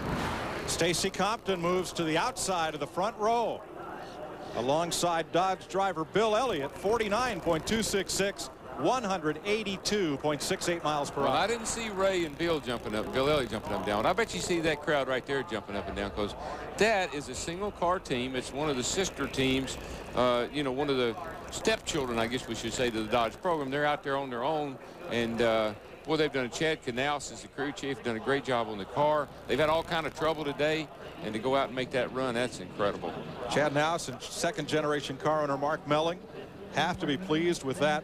To just emphasize how big an achievement this is, the last Dodge to compete in the Daytona 500, Rick Baldwin in 1983. Buddy Baker, as Ken pointed out, the last Dodge to win the pole for the 500 in 1973. And how about Mark Martin's day? Steve Burns? Well, Mark Martin was just talking about those Dodge times. Your thoughts? Well, I never dreamed my Taurus would run that fast. I've got to take it off to the, you know, take my hat off to these guys. Viagra team did pull a rabbit out of the hat today, and I'm proud of them. They surprised me. They told me that they thought we could run, you know, that fast, and I didn't believe them. I spent my time trying to correct them. No, we can't either, but you know, they did a great job. We have had a slow car here, and that's a reasonable time. And now when we get started racing, what's left on the table is the driving part of it. And if I take my car and outdrive everybody else, I should have a shot at it. Best of luck. Thank you. That's a confident driver. Always has been? Yes, sir. Always will be. I guarantee you there's some high-fiving going on around that car right there. There's some backpacking. Well, the red shirts are the Dodge factory folks and the Evernham team, and the tan shirts are the Mark Melling team. Everybody's happy. You know, I'm not totally, maybe I'm shocked that the speeds are running, but am I shocked because they're that close together? I know for a fact how Dodge handled this deal. They made their teams work together. They all use the same chassis. Ronnie Hop. In the 1998 Daytona 500, finished third in the 98 500. He was trying to start his 8th 500. And has been struggling. I mean, that car has just been slow. They were putting an engine in it during the break there before the qualifying run. So let's see how it goes. 50.884. Hadn't helped it much, but look at the attitude of the car. Again, I think they could help the car some by getting the nose down a little bit. And I talked to Peter Suspenzo, the crew chief, and he really didn't have an understanding. You know, they're teammates to Rusty Wallace. He said the cars are set up basically the same. They show the same numbers in the wind tunnel. That's the reason they went on this morning, put a new motor in after practice just to see if that's what they've been fighting. But it don't look like that was a problem, Darrell. No, they haven't helped the car a whole lot. That's about where he was. 26th fastest on his first lap. Second lap for Jeremy Mayfield, 50.529, 178.116 miles per hour. 26th fastest for Mayfield. That will be crushing. Down to Steve Burns. Mike, Stacy Compton just took a huge breath. Stacy, what an emotional day. Changed motors. The inspectors didn't like something on your race car. Tell us what happened. Well, I tell you what, it's been one of those days. I didn't think we was going to get through. We put a qualifier in this morning, this Kodiak Mellon Dodge. It wasn't quite as quick as what we thought. We didn't get to go out again. It was a lot of unanswered questions. Chad Canals, these guys went to work, and I tell you what, the guys with this Kodiak Mellon team have worked their butt off. And the guys back at the shop, Body Dynamics, have given us a great body. We're pretty happy with it. You know, I feel like we could have been a little bit quicker, but we'll sure take that. I mean, that was a good lap for us. After the day we've had today, to get a qualifying lap period, we're pretty happy with it. All right, great run. Thanks a lot. Stacy Compton, graduate of NASCAR's Truck Series, pulls up to the outside pole. And remember, only 2 positions are set today. Rusty Wallace doing a little bit of promoting. Going to try to promote himself up to the front row a little later. Brett Bodine, the middle of the 3 racing brothers from Chemung, New York. And a published story today indicated that older brother Jeff Bodine still feeling the effects of the truck racing crash here from a year ago, considering retirement. Although I think if a good ride opened up, Jeffrey would be right there, helmet in hand. Well, he probably would. And, you know, you hate to quit. Take it from someone who knows. But I guess there's a time for all of us to put our helmets up and think about other things. Now, that was a terrible crash he had here, and I know he suffered the ill effects from that after he got back in the car. So take some time to get those things corrected. Well, we wish him well. Here is Brett Bodine, as we said, the middle brother, looking for his 13th Daytona 500 start, and he had a good practice run yesterday. Hey, guys, we talk about the room of doom. Once you get out of there, you're not totally out of the woods. No, because you've got to make it out there at about 2 cars away from qualifying. They use this thing right here. You have to run 70 degrees of rear spoiler. You can't run more than 71. You can't run less than 70. And what Robin Pemberton here, the crew chief's doing, he's setting it by what that NASCAR official's got on that gauge. Yeah, that gauge is weighted, and it puts several pounds of pressure on that spoiler just to be sure your spoiler is not, or your deck lid is not so weak that that thing's going to blow down in the wind. So it's a trick right there. Brett Bodine is 23rd fastest on his first lap. We're going to hear this a lot. Brett Bodine also has a Yates engine power plant. You're going to hear Robert Yates engine. He's in about a 3rd or 4th of the field besides his house cars of Dale Jarrett and Ricky Rudd. He's got them in Ricky Craven, Andy Houston, Jimmy Spencer, Todd Bodine, Mike Wallace, and Brett Bodine. So he's got a lot of engines out there. That's what I say. Cha-ching, cha-ching. Brett qualified 8th for the 500 in 1992. Completes his run. And from a first lap of 23rd fastest, moves up to 17th. 49.824, 180.636 miles per hour for Brett Bodine. I think he'd be happy with that. Daytona 500 pole qualifying rolls on, as do some of the adjustments back in the garage area. You're watching NASCAR on Fox. It's butt pole qualifying for the Daytona 500, the first test of speed for NASCAR's Winston Cup racers in the year 2001. Bill Elliott's quickest, Stacy Compton second fastest, both driving Dodges, then Tony Stewart's Pontiac and Sterling Marlin. When we went to break, all that Bondo Dust Flying was from Dale Earnhardt Jr.'s car that he will drive tomorrow in the Budweiser shootout. Here's what happened during practice. Well, as these guys are out there, they're testing each other pretty good. I mean, the practice has been really wild. And as you see, the 99 car, what happened, the 31 car and the 8 car were getting plug checks. 8 drops on the apron. 31 decides to go with him, but the 99 car is already up beside the 31. He slams on brakes, locks up the rear tire. smokes the rear tires and slams into the back of the 8 car. They're supposed to get their hands up, you know, if they're going to cut the cars off going down the back. Here's Jeannie. And of course, Junior walks away from this, and then the real work begins. I asked some of the guys working on the car, how long is this going to take? And they said, okay, if you're in a real shop, about a half day. Here at the track, as fast as you could possibly do it. The whole left side, as you can see, was caved in. The bumper was a mess. They've had to replace the tires. You can see back here a little welding, a little sanding, a little painting. They'll be out here long after the sun goes down, and everything should be okay. Although, honestly, they're trying to get this back together so we can take it back out for a practice lap. Guys? Cosmetic damage. That's it. You're watching now from the Budweiser.com airship, reminding all fans that Budweiser is NASCAR's official beer. Carl Long completes his 2-lap run, the fastest of which 51.053 seconds. He is good for 28th fastest of 29 drivers that have qualified. He was 48th quickest in the practice sessions. Driver from Roxborough, North Carolina, Thea Dixon, number 85. Yeah, I drove that car over at Charlotte in the World 600 last year. He made the show and offered me the ride, and so I got to drive that car over at Charlotte last year.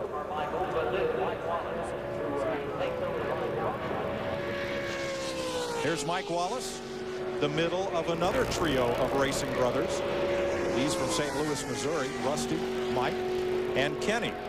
This year, back all three competing in Winston Cup. Mike had been running a couple of seasons in the NASCAR Truck Series. Yeah, they tried to find a driver where they only had to change part of the name, so they got Mike Wallace because Mike Waltrip used to drive that car.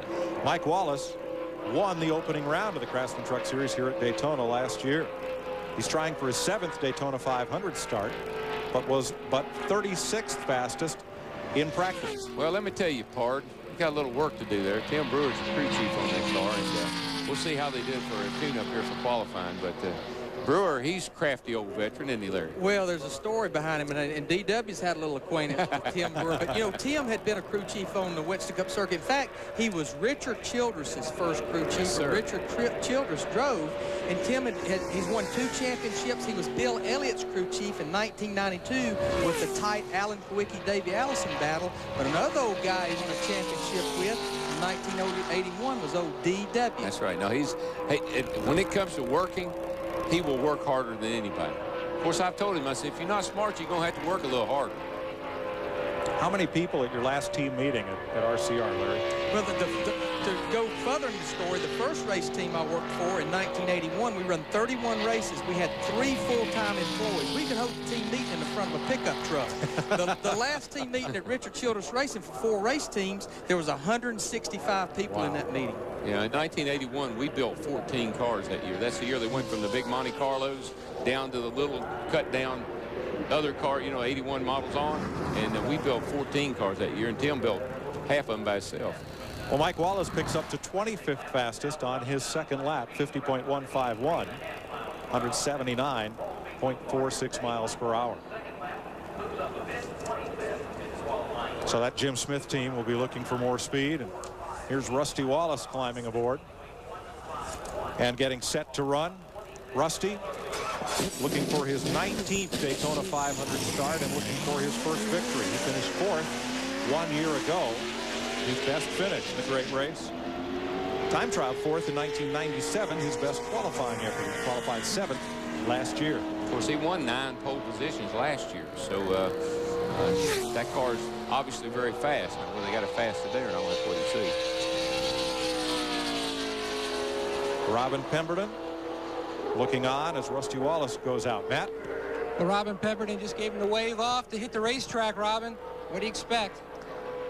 I know one thing. I don't expect anything. It's been one of them winters, and with these new rules, it's hit or miss on a lot of different things, you know. So we got to run pretty good this morning, and I think if we can repeat what we did yesterday afternoon, we'd probably be happy. But man, there's no telling. It's been one of them winters.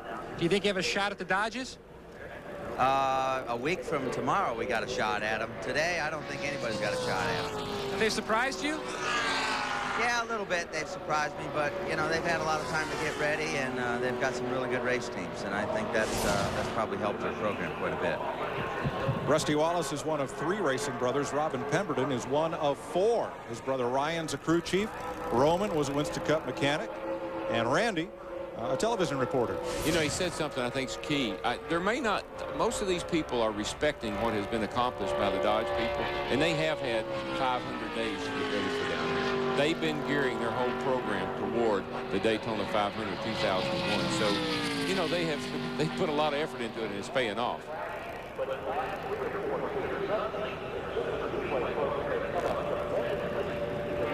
Wallace, a former Winston Cup champion, and expected to be one of the contenders for the front spot here. Oh yeah, if Rusty and them can never, you know, if they can get their act together and keep it together, they have good days and bad days. You may have to wait for Act 2. His first lap is only 23rd quickest, 50.038. You know, one team or one organization that has worked feverishly on aero over the last few years is Robert Pemberton and his crew. He's the crew chief I talked about in the beginning of the show that's had 4 off days this winter. They even built a half-scale model of this car because they couldn't get enough time in the big car wind tunnels, and they spent 1 week at a Swift wind tunnel in California, again, working on aero, working on the drag, making the car slippier to go through the air. Well, these cars, like Rusty's driving there, is the spoiler's 2 inches wider on that car than it is like even on the Monte Carlo. So there's some issues I'm sure that some of the Ford people aren't happy with. Well, it's a good pickup for Rusty. His second lap is 12th quickest, 49.763, 180.85 miles per hour. So he is 12th fastest so far. Bill Elliott and Stacy Compton in Dodges. Tony Stewart in a Pontiac. Teammate to this man, Bobby Labonte, is the 3rd fastest driver so far. We're at Daytona. You're watching NASCAR on Fox.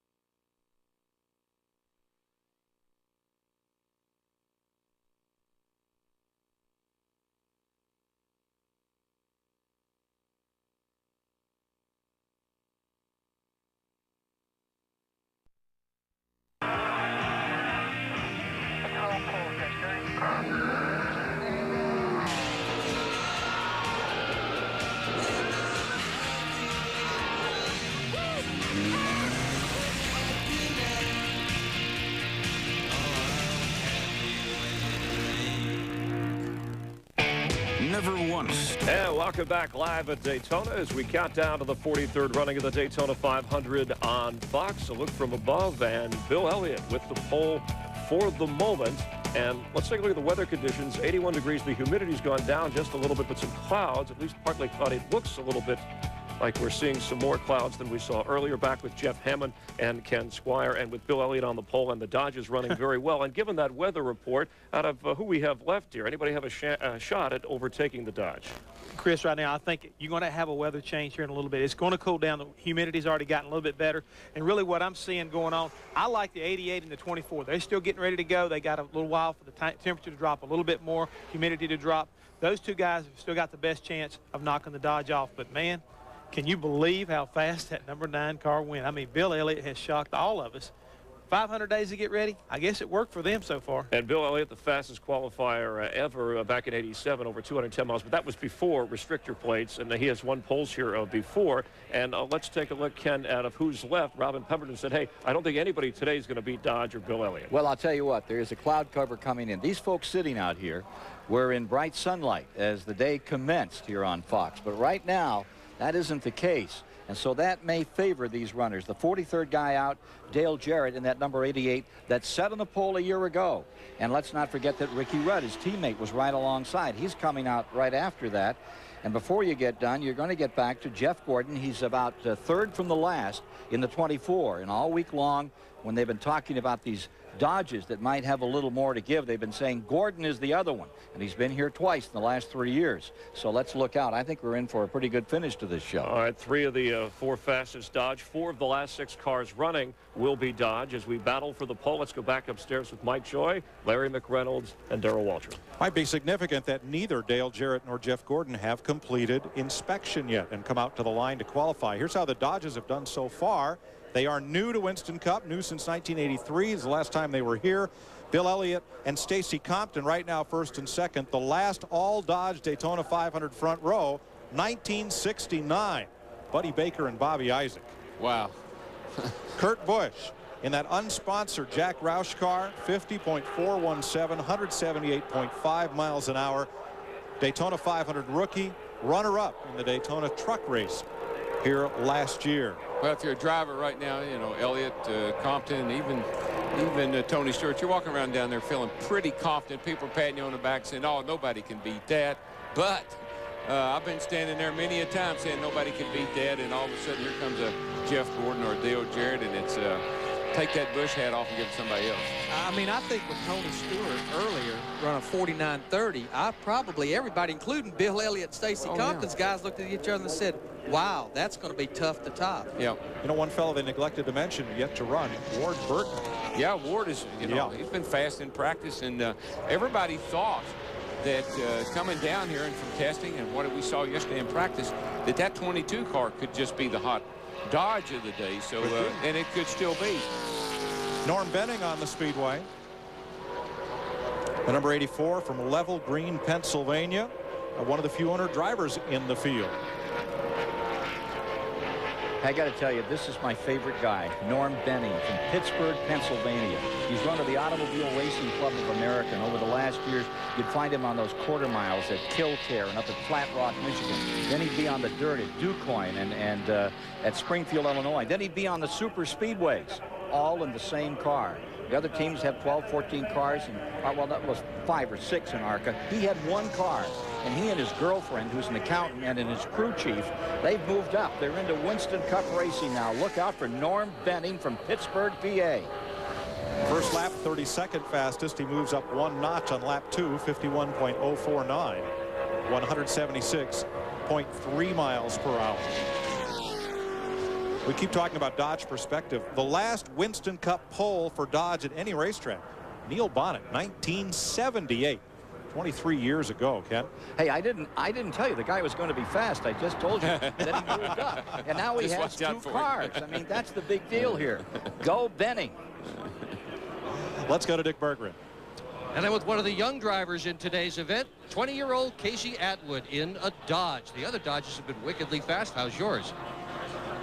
I don't know. I mean, we wasn't that great in practice. We picked up a lot from yesterday, but the other Dodgers being fast, especially our teammate, gives us a lot of confidence. We know we can get there. We just got to work on it a little more. You know, I'm still confident that hopefully we can get up and get in the top 25 for this qualifying session. We just have to wait.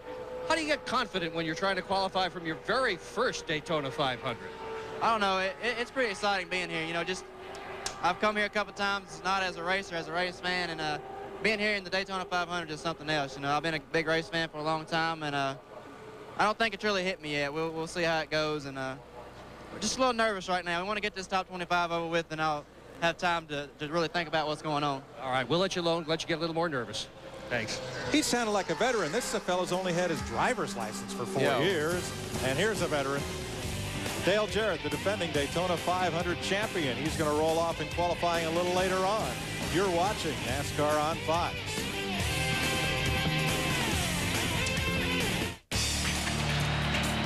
The action, the heart. Come back to Daytona International Speedway. It's Bud Pole qualifying for the 43rd Daytona 500. 34 drivers have been on the clock. 51 of 52 will take time today. Big weekend on Fox. The Goodies Dash Series runs 200 miles on FX today at 4:30 Eastern Time. Tomorrow, your NASCAR starts early in the morning, 10 a.m. Eastern, 7 a.m. Pacific with NASCAR This Morning on Fox Sports Net.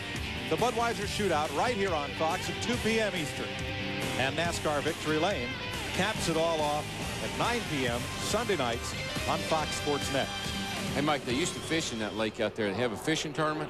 Guy called 071 Mercury in there, and they've canceled. They hadn't had one since.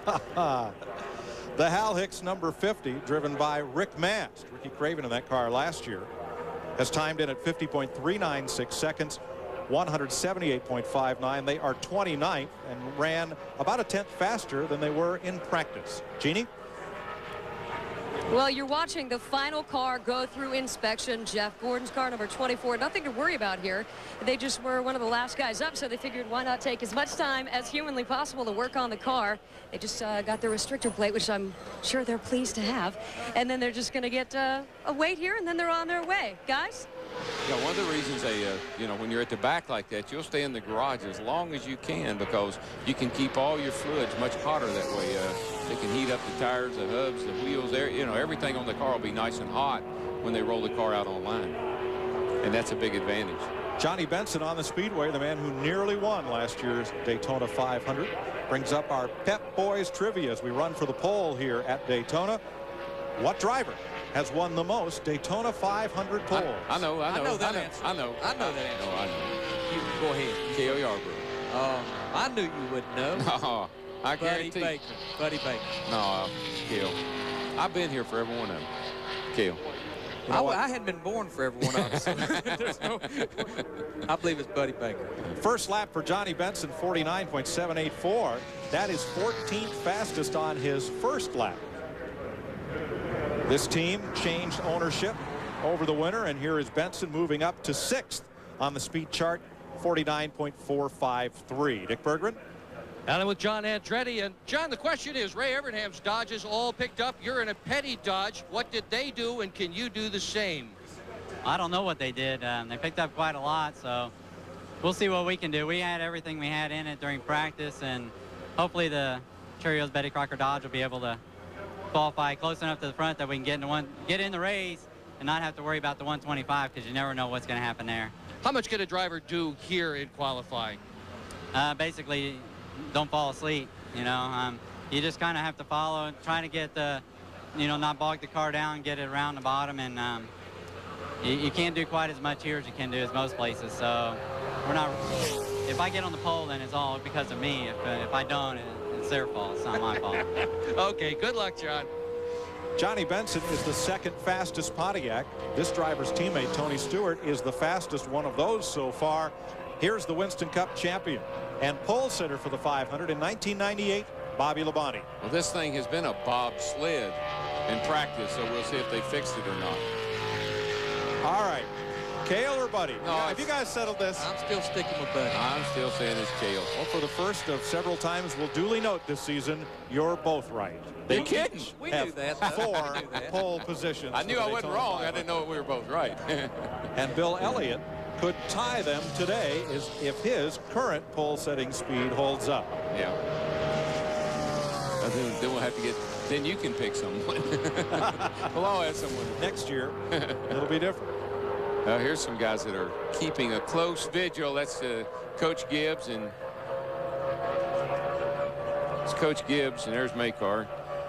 They look a little worried. Car's down nice in front, just like Tony's was. So, as a matter of fact, that car's down more in the front than Tony's was, but it's also down more in the back. This car has a little different attitude than what I noticed Tony in. I talked to Jimmy Makar right before qualifying, and he may be the salvation of me not having to eat this microphone. He told me they did find a problem with the carburetor. I said, well, what was the problem? But he wouldn't tell me. He said, I'm just telling you, we found a problem. Yeah, well, he probably blamed it on the driver. He said he wasn't holding it wide open, right? I would hope so. Well, what's the watch say? 25th fastest. Matt? Jimmy, Bobby was hoping for about 2, maybe 3 tenths. How much did you pick up? That'd be nice. It'd be real good if we could do that. You know, we haven't been very fast since we got here. Hadn't been on testing all winter. Just missing something, and we haven't been able to put our finger on it.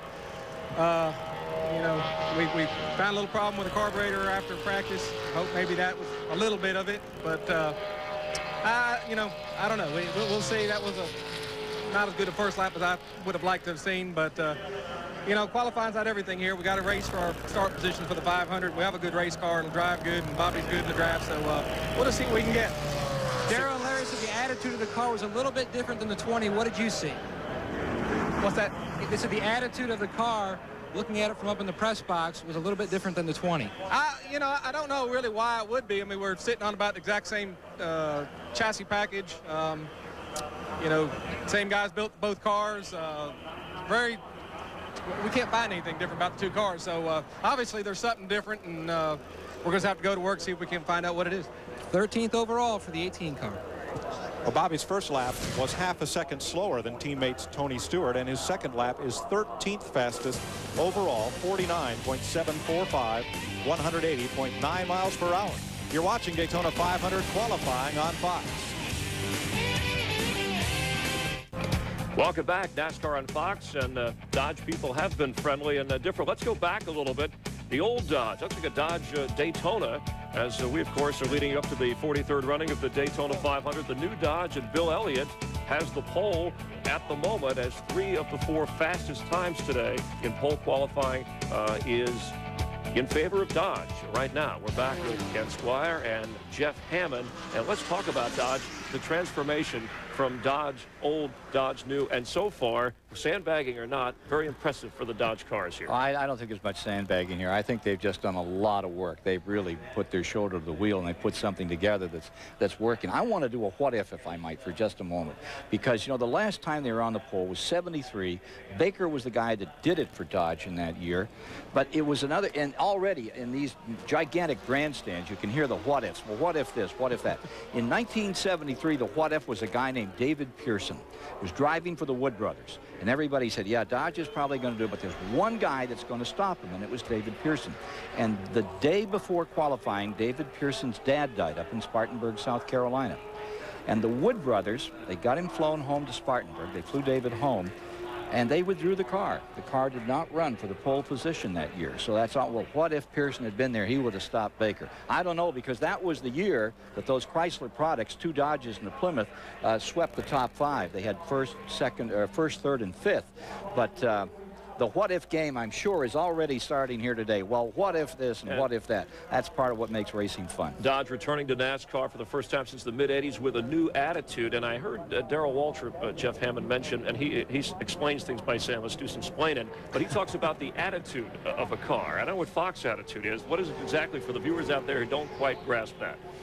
Well, I'll tell you what I'm going to try to do. I'm going to try to explain this in Darrell Waltrip mode.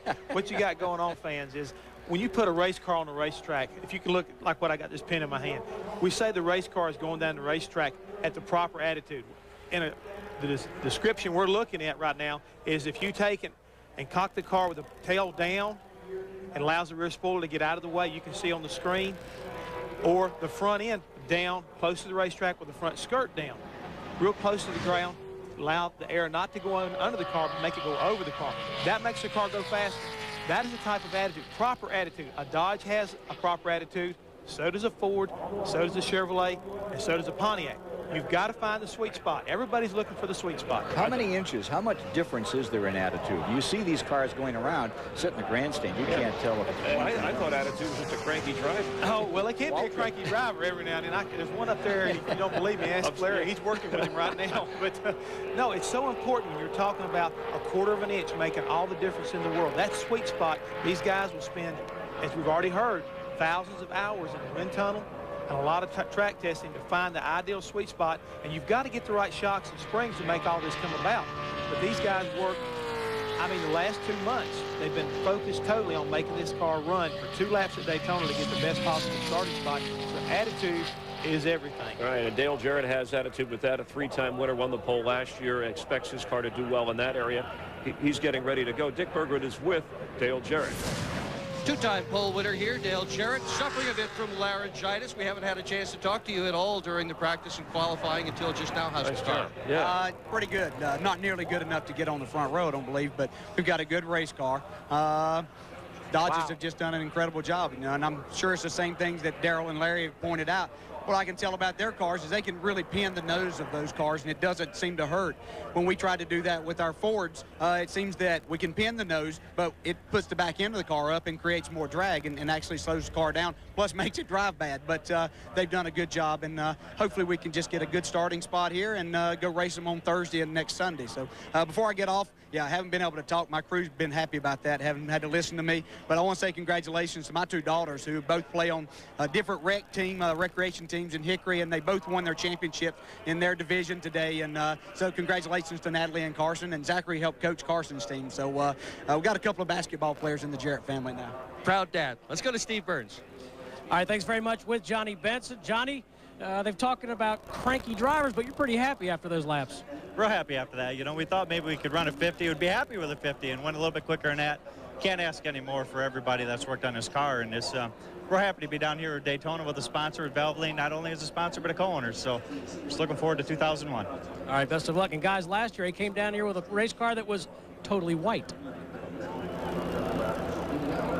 Jeff Gordon and Ray Evernham, who together won Winston Cup championships and dozens of races.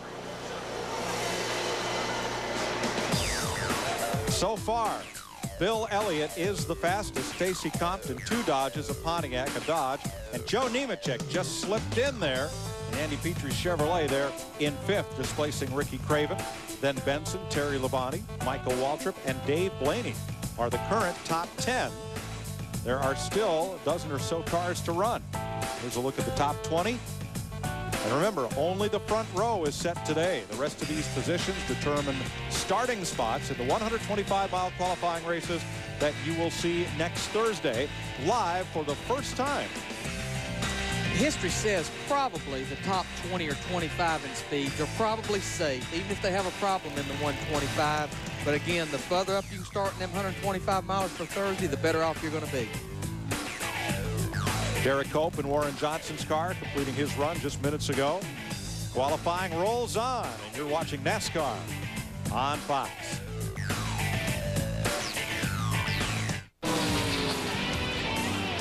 Eight days to the Daytona 500. Roy Buckshot Jones trying to qualify. He is the first of the 3 Petty Dodges to take to the track. He'll be followed by John Andretti and Kyle Petty.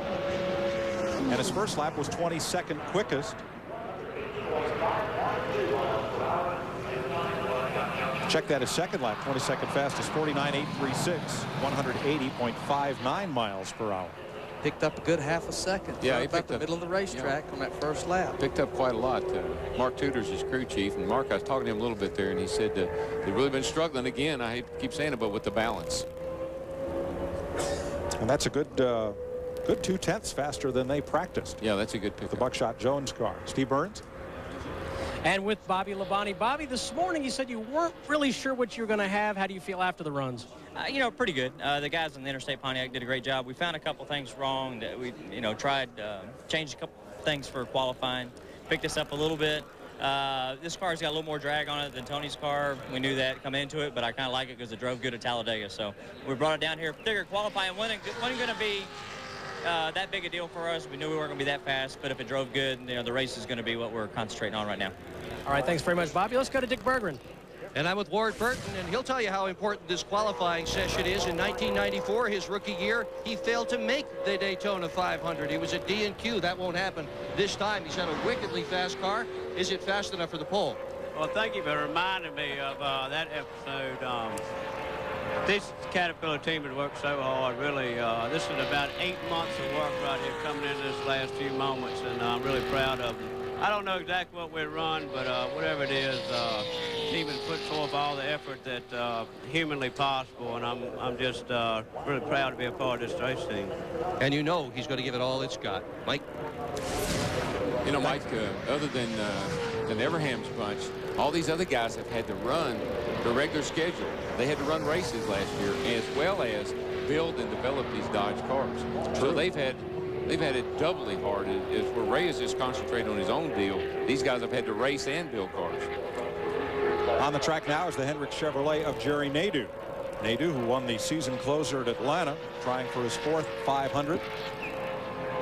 Former NASCAR not NASCAR, former Outlaw Modified driver and open wheel racer. Ran Formula Opel in Europe, which is certainly a different path to get to Winston Cup.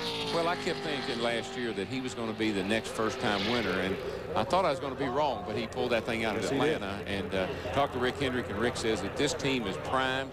They're ready to go, and he looks for great things out of Nadu this year. Whoa! Whoa! Second fastest on his second lap. His first lap was only 27th fastest. His second lap, he picked up 0.7 of a second. You know, what we might just be seeing is the weather conditions may be improving just a little bit. What do you think? It is cooling down, and that track's going to have a little more grip. But I got to give credit to his crew chief, Tony Furr, because Tony Furr was Jeremy Mayfield's crew chief several years ago when they beat us like drums here in Talladega. I talked to Rick, and Rick told me he thought this team was going to be a really great team this year. Well, it's a Dodge Chevrolet front row right now. We'll check the weather when we come back. Still to come, Dale Jarrett, Ricky Rudd, Ward Burton among those left to qualify, watching NASCAR on Fox. Welcome back to Daytona, where Bill Elliott seeks to win his first pole position in 107 races. His Dodge is fastest. Jerry Nadeau's Chevy is second. Stacy Compton's Dodge is third. Sterling Marlin's Dodge fifth. Tony Stewart's Pontiac is fourth. Jason Leffler left the Busch ride at Joe Gibbs Racing to drive for Chip Ganassi. He's out there in a Dodge, and 49.967 will place him 28th fastest. Dale Jarrett waits to become the next driver to go out. These days, race drivers start out at the age of 5 or 6 in go-karts and quarter midgets. In Dale Jarrett's day, it wasn't quite like that.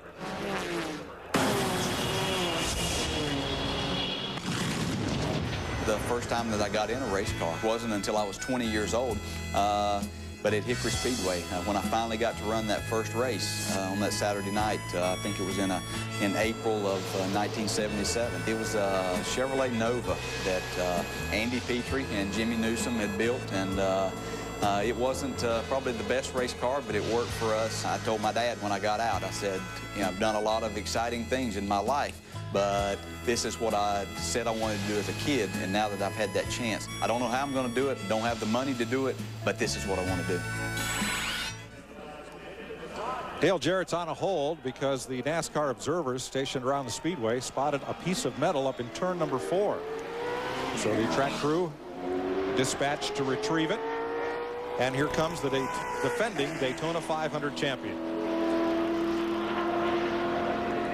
Still to come, there's the list of drivers yet to make a qualifying attempt, and there are some potential pole sitters there. Oh, yeah.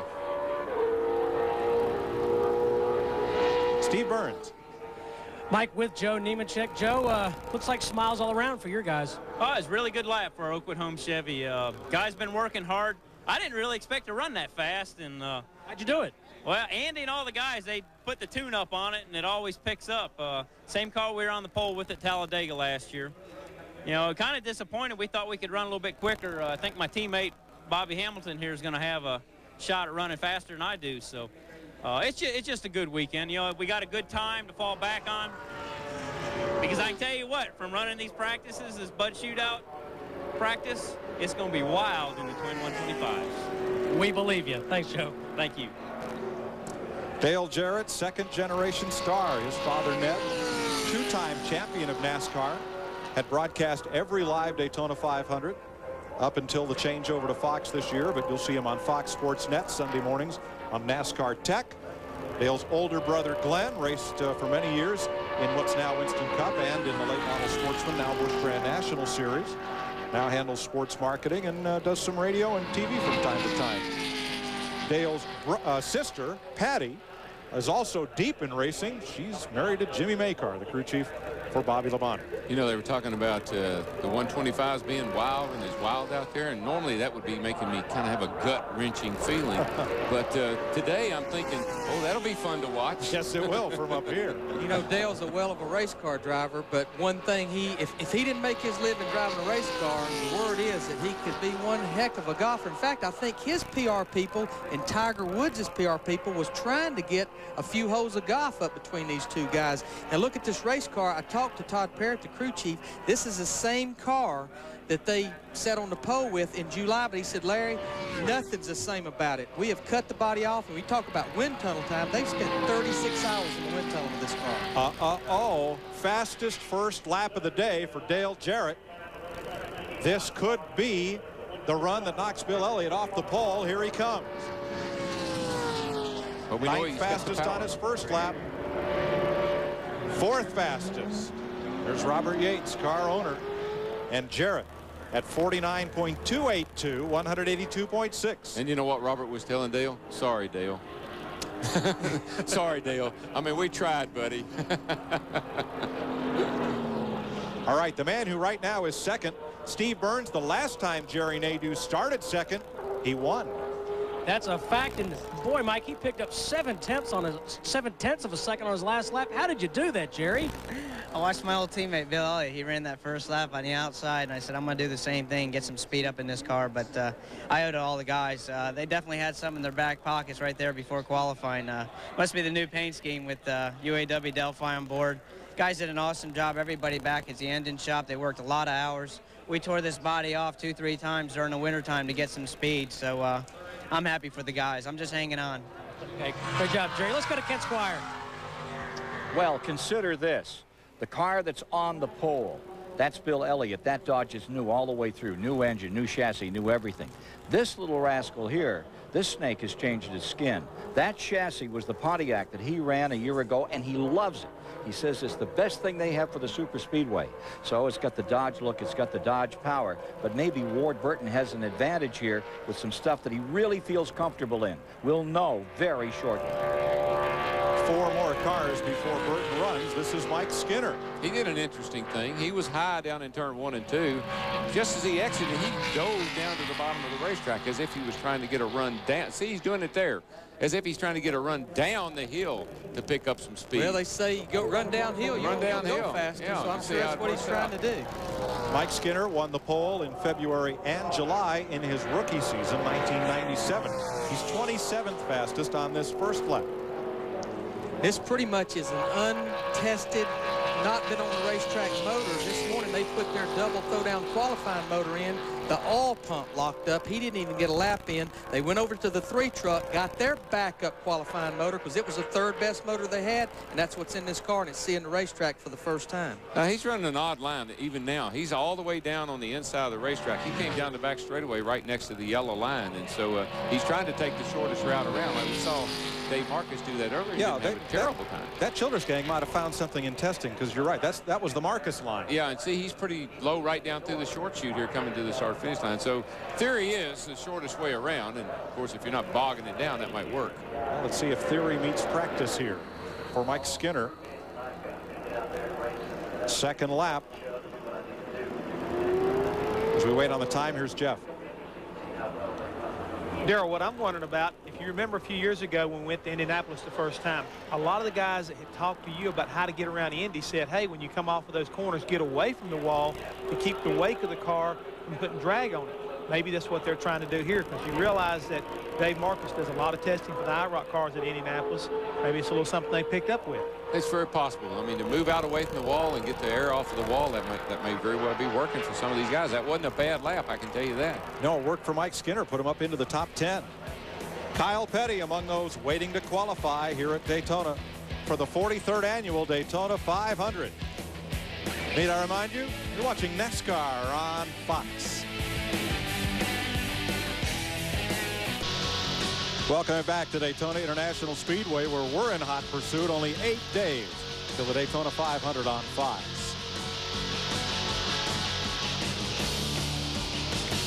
Later today, Discount Auto Parts 200 for the Goodies Dash Series. That's on FX at 4:30 p.m. Eastern Time, live. And tomorrow, it's wall-to-wall NASCAR on the Fox family of networks. Fox Sports Net has NASCAR this morning at 10. The Budweiser Shootout will be right here on Fox at 2. NASCAR Victory Lane at 9 p.m. to wrap everything up on Fox Sports Net. And don't forget our new daily show, Totally NASCAR. That begins Monday evening on Fox Sports Net, 5 nights a week. Bobby Hamilton driving for Andy Petrie. Takes over the seat vacated by Kenny Wallace this year. 49.573 seconds for Bobby Hamilton. And that'll place him 13th fastest thus far. Here's Ricky Rudd driving for Robert Yates, number 28, former outside pole sitter here for the 500.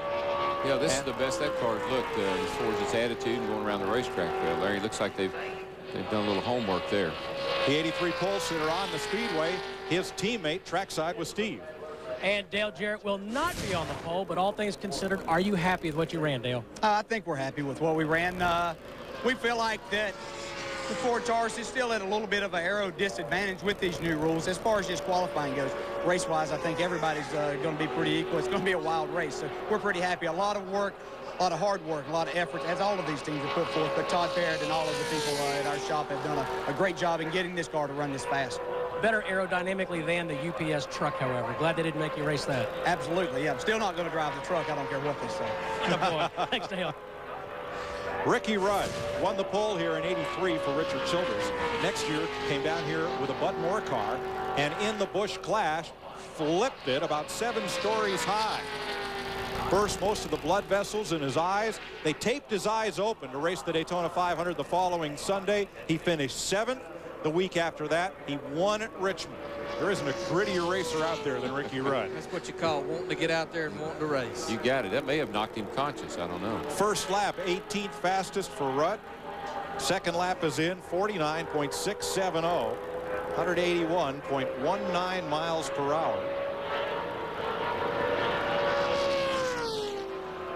Car looks good. I mean, that's the best I've seen. We looked at that car earlier in the week, and it looks really good. I talked to Robert this morning. I said, what do you think the difference is between his 2 race cars? And he said, Larry, we've studied the wind tunnel sheets, and the best we can tell, in the middle of the corner, when the car is yawed, it's turning, the drag goes up too much on Ricky's car, goes up a lot more on it than it does Dale Jarrett's car. Yeah, I can see some subtle differences as I look at the cars going down the racetrack. So Rudd will end up 18th fastest in this first round of qualifying. Remember, the Daytona 500 is the only race of the year in 2001 with 2 rounds of qualifying. Every other Winston Cup race will have just a single round. The Budweiser.com airship is 1,000 feet above Daytona International Speedway. Proud to be here today supplying you spectacular aerial views. That came over the hotel yesterday. My son's 21 months old. He looked up at that and could not figure out what that thing was. Just told him it was a big balloon. It's a big cloud. And then he, okay. Scott kind of got it. It's rocking around a little bit there today, too. You ever been up in one of those? No, but I'd love to. Goodyear blimp. I mean, I had an opportunity at times, but just never took it. John Andretti on the speedway for the Petties and the number 43 Dodge. Matt? Mike, he was a man on a mission this morning about 7:30. He was on his way feverishly to the media center. He had called up to the race shop and had someone up there call the National Weather Service to get a 5-day forecast for the Daytona Beach weather so Keith Allman, the head engine builder, could fine-tune that 43 machine so they could put that on the pole. And guess what? If he can knock that 9 car off or make it an all-Dodge front row, what a speed weeks that would be for the 43 and the entire Petty clan. Well, it would take an incredible pickup to do it because his first lap, 50.064, is but 35th fastest. Now, Buckshot Jones is the other of the 3 Petty drivers already run, and Buckshot ended up 27th fastest. Kyle Petty, the CEO of Petty Enterprises now, talking with NASCAR President Mike Helt. And here's Andretti, and we're under full cloud cover. The sun's behind a cloud for the first time today. No shadows along pit road. So that might help just a little. Well, Andretti's up to 15th after his second lap.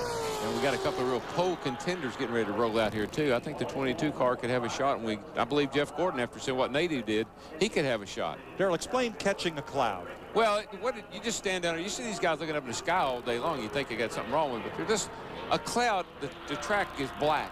And when a cloud comes over in that black track, the sun's not beaming down on it, it just cools that surface down. Maybe only 3, 4, 5 degrees, but it makes a huge difference in how the car runs and how it grips to the track. So cloud cover is critical. Let's meet the head of Petty Enterprises with Dick Berggren. Hi, pal. You're watching your number 43 car out there. How's it look? Really good. John did, Stedman and John and the whole Cheerios crew did an incredible job. I think Buckshot's crew with the Georgia Pacific crew did an incredible job to run their lap. And we've been somewhere in the middle, so hopefully that gives us a shot at where we were at. Maybe we can run a 60 or 70. I'll pray so, and I hope everybody out there is praying for us too. And you got your work cut out for you. No guaranteed starting spot as a brand new team. Those are the rules. Yeah, no, and the way it works out, I've been coming in here since '96 with no guaranteed spot. When I started my own team, you know, we're kind of in the same situation that Ray and Casey are, because we started this team for Adam. The 45 Sprint car is Adam's car. Like I said before, I'm just filling in for it. I'm just praying I get it in a race for him. Okay, Dodgers are doing well right now. Ward Burton is on the racetrack yet, a Dodge. Driving for Bill Davis Racing, they were one of the teams to make a switch. They went from Pontiac to Dodge in this 2001 season. As Ken pointed out, that's new suit of clothes on an old racehorse car. Ward's favorite fastest Pontiacs from last year, reskinned. Oh, yeah, but that dog's hunting, I can tell you that. That nose is down, that tail is up, and she's looking for clean air. Got a little hippity-hop to it, but that's usually fast. See that air down? Is that a technical term? Hippity-hop? Yeah. Yeah, it is. That's what stuff you tell your crew chief. Like duping and bobbing and weaving. And I got a whole, I don't know, whole vocabulary. Well, hey, his first lap is pretty good. Ward Burton, 19th fastest, 49.649. That's top 10 material coming up here. You got that. Looking for his 7th Daytona 500 start. Qualified 6th here last year. See his air down. I mean, it's down there right where you want it to be. He was 3rd quickest in practice this morning, really throughout the entire winter tested, not only at Daytona, but at Talladega, which a lot of teams go there because you only come here one time. He was consistently not only one of the fastest Dodge, but one of the fastest race cars in general. Coming to the clock, Ward Burton on his 2nd lap, another of the favorites for the front row. And he is 6th fastest. 182.4 miles an hour. Picks up 3/10 of a second on his 2nd lap. Jeff Gordon comes onto the speedway. He's one of the 3 drivers we asked to describe just the feeling of coming here and running the Daytona 500. I tell you what, clean living right must be going his way, because right now you got, I mean, the cloud just drug right. I mean, this is cloudy as it's been all day. Big old puffy cloud rolls in. So far, he's living large. Let's get the comments of those 3 drivers.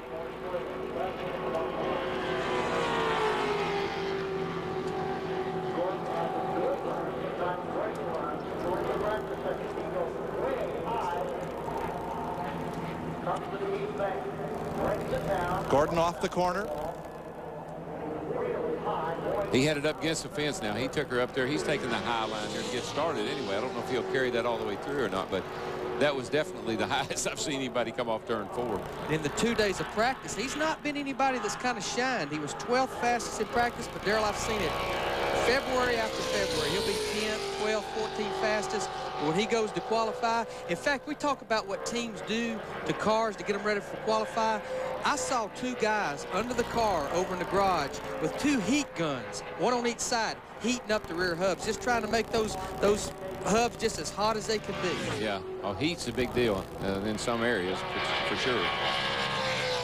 He's got a little small opening right at the top of his grill, and that car has a really nice ride to it right now. You can see the opening right up here. Looks like that's kind of what all the good fast Chevrolets have been doing. Pole sitter in '99, winner of the 500 twice. Ooh, first lap, 24th fastest. I'd be a little worried about that. Dick Berggren, what's the vibe? Let's ask Robbie Loomis what the vibe is. He's crew chief. What do you think? We have to wait and see till he gets back to the second lap. You know, ran real high that first lap. Yeah, he did. A lot of cars been picking up a lot. If it'll pick up like some of them did, we'll be in real good shape. They tried to keep the engine on this car really, really cool. That's one of the reasons they were late to the line. You know, it seems like such a contradiction. We talk about heating up some parts, cooling down other parts. Right. But that's what it takes to make these things go fast. You want the oil hot, you want the hubs hot, the rear end transmission grease hot, but you want that water cool. It's a big compromise. It is. Jeff Gordon completes his run. New paint scheme for his Rick Hendrick Chevrolet this year. Moves him up to 6th. Yeah.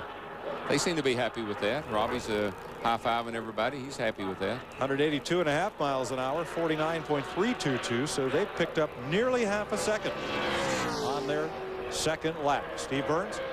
And Ward Burton just out of his race car. Ward in the top 10, it looks like. Yeah, it was a good lap for us. I tell you what, Caterpillar team has really worked hard in the last 8-9 months developing this car, and all the cars we're getting ready to start running, really proud of them. Ward, are you surprised at how quickly these Dodges have been getting around the racetrack? Brand new program. All we had to go by was testing with ourselves or with Dodges. So this is the first opportunity we've had to rank up against the competition.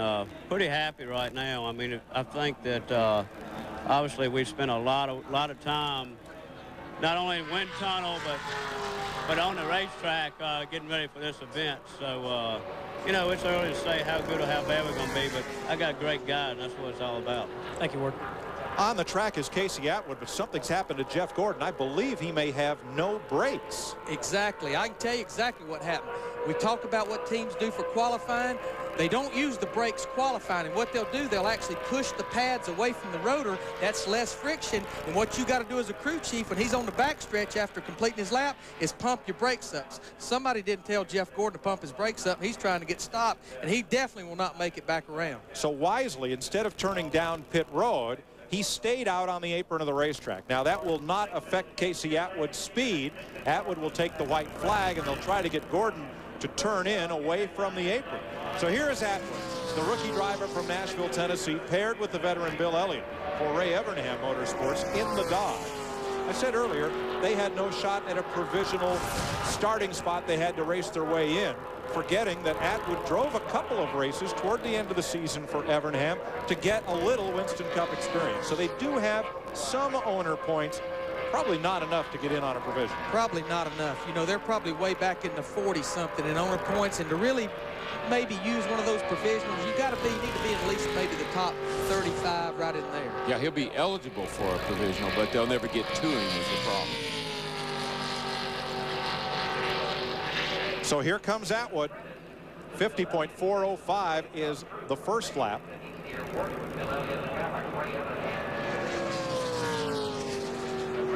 That was 26th on his second lap. For Casey Atwood, posts himself a decent qualifying effort, 49.798. Yeah. And he picked up 0.6 from his first to his second lap. We've seen incredible, some of these cars can pick up an incredible amount. I mean, these Dodges seem to pick up more than anybody else, but a lot of these guys have picked up 5/16. Jeannie? Well, guys, so far so good for Bill Elliott, but it is not over yet. As a matter of fact, he is inside his hauler right now, watching Fox, watching the race, watching the final guys get out on the track. He's with his chaplain. Now, that should not be taken as anything else, but he's trying to make this a very peaceful time because there's a lot of emotion involved here, a lot of emotion involved in him getting on with the Dodge team. And this would be his first pole since '97 at Richmond. So he's thinking about this. And remember, guys, he's taken the pole here 3 times back in the mid-'80s. 2 of those times he actually went on to win the Daytona 500. So this is big stuff, and he's in there thinking about it. Matt?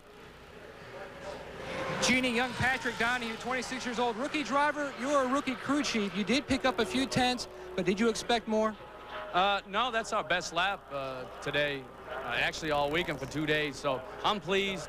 You know, I got a teammate looks like almost on the pole with one of those Dodges, so we can go talk to them guys, and if we need to, we'll go second round, and we know what they got. We're real close, but like I said, you're a rookie, and it's my first time here in a long time, so we did all we could do. The guys did a good job back in the shop. Everybody worked hard at Evernham Motorsports. So, I mean, we'll just get that Dodge up to speed, and we'll see what happens. Did you sleep well last night being a rookie crew chief, your first 500 as a crew chief? Well, I had a dinner by myself and this little diner down in Steve's famous diner down there on A1A, and I collected my thoughts and did some notes, and I was sleeping by about 9 o'clock, but I woke up without the alarm clock, I can tell you that. What was the analogy you were telling me this morning about the movie? Well, any given Sunday, I was watching that the other day. The quarterback just lifted his helmet and just lost it right down the field every game. But right before we went, I wasn't feeling real good, so I made it, though. Thank you.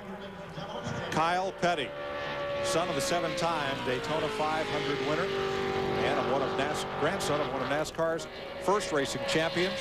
Kyle in a Dodge in 1979. He came here in a Dodge that was out back at Penny Enterprises. He got on Richard for months and months. I want to go race. I want to go race. He said, take this old Dodge Magnum down to Daytona. And Kyle won his very first auto race, the ARCA 200. Yeah, and I have to give Kyle a lot of credit. He's been under a lot of pressure working with his race team and what happened to Adam and trying to get this program turned around. He's been under a lot of pressure, and he's doing a great job, and he's got a lot of fortitude. He's one of my heroes. Yeah, he's mine too. 49.839 seconds on his second lap will put Kyle Petty 32nd in the order. Have y'all noticed those red shirts keep getting redder? I mean, I don't know. They started out. Oh, that's what it is. There's more of them. That's what it is. Showing up. Last car on the speedway, Kenny Wallace, the youngest of the racing brothers from St. Louis, and a car looking much like Johnny Benson's did when he came here last year. Now, Wallace left a solid ride at Andy Petrie Racing to come and drive for Eel River Racing. They had several sponsor deals all but put together. Come down here sponsorless, and Kenny Wallace told us yesterday on Fox Sports Net, if we can do good things will happen to this team. We hope to leave here with a sponsor for the season. Has an outside pole. Trying to hit this car in the Daytona 500. Well, this is one of those times as a car owner. I know what it takes to get here. I know how much money has to be spent. And, buddy, you're sitting there thinking, will that phone please ring? Now, you're sitting there a nervous wreck because you put a lot of your own cash into this deal, and you can't do it without sponsors. Well, you came down here once in a worse situation. You came down with a sponsor on the car, but they were off it very quickly. I came with a sponsor and no check. Right. I learned a valuable lesson. Get the money first. Now, yesterday in the mail at the team office came sponsorship in the form of $15 from a chief petty officer in the Navy who's a Kenny Wallace fan, wanted to see his favorite driver do well. Wow. You know, it's got to help. It can't hurt. You know, if you could get a bunch of people together would do that, it might pay the tire bill for down here at Daytona. Yeah, it would take a bunch. It would take quite a few. But that's a great gesture. 46th fastest for Kenny Wallace. There are 52 cars here. One of those is the backup car for Dave Marcus, Dwayne Leake, who is not taking the qualifying time. So 51 cars go on the clock. Bill Elliott's got about 10 or 12 seconds to wait here to see what the outcome's going to be. They are pushing his car toward victory circle now as we speak. And unless a 70-mile-an-hour wind kicks up behind Kenny Wallace, it will be a Dodge honored as the pole winner for the 500. Last car across the stripe, Kenny Wallace in the number 27 Pontiac. Final run of the day, 39th fastest, 50.033. And Bill Elliott has won his 50th career Winston Cup pole position. 4th in the Daytona 500, 4th pole. That's hard to believe. And he's saying that's hard to believe. And he's on the way to victory lane. Matt? Well, Ray, congratulations. You felt you were cautiously optimistic about your chances just to make the top 25, but let alone you're on the pole. Congratulations. Thank you. You know, Bill Elliott is fantastic, and he and Mike Ford are a heck of a pair. And all the people that worked on this program, you know, people work so hard at Dodge and all the other teams, you know, this is, man, it's unbelievable. You know, like I said, old Bill Elliott, he's got a trick or two up his sleeve, but he and Mike Ford, you know, Lou Patain, all the people at Dodge, and all my Dodge dealers out there, just it's just unbelievable, Matt. I don't know what to say. You are not happy with the times turned in during your winter test session. What did you guys do to the cars to find the speed in just a few short weeks before speed weeks? Well, honestly, everybody's worked hard. Our engine shop's been running 24 hours a day. There's been a constant flow of Dodge engineers at our shop. The guys at the car shop have been working unbelievable hours. They're probably right there now watching. It's just been an awful lot of work, and nobody ever gave up and paid attention to detail and didn't complain. And like I said, a lot of people made a lot of sacrifice. A lot of wives and kids didn't get to see their husbands over the winter, and it's paid off. Congratulations, Jeannie. Bill Elliott, nothing like this walk or this ride to victory lane. What an incredible start to this season and an emotional turn for you joining the Dodge team. How are you feeling right now? Well, you know, looking at last year where we ended up third, and we had an awful good run with Mike and all the guys, and they did an excellent job. And, you know, my hat's off to the crew. I'm proud of the crew for what they've done. It's hard. It's all the guys' work, you know, from Ray to the motor guys to the chassis guys and everybody back at the shop, because that's what makes this, you know, puts this all together and puts it in perspective, is, you know, having a good sponsor like Dodge dealers behind you and all the associates that we have.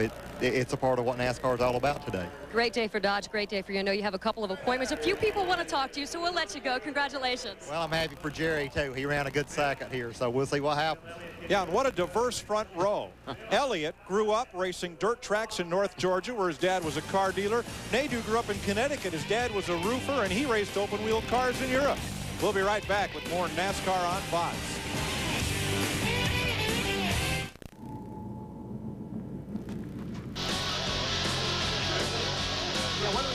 Welcome back to Daytona International Speedway, where Bill Elliott has won the butt pole for the 43rd annual Daytona 500.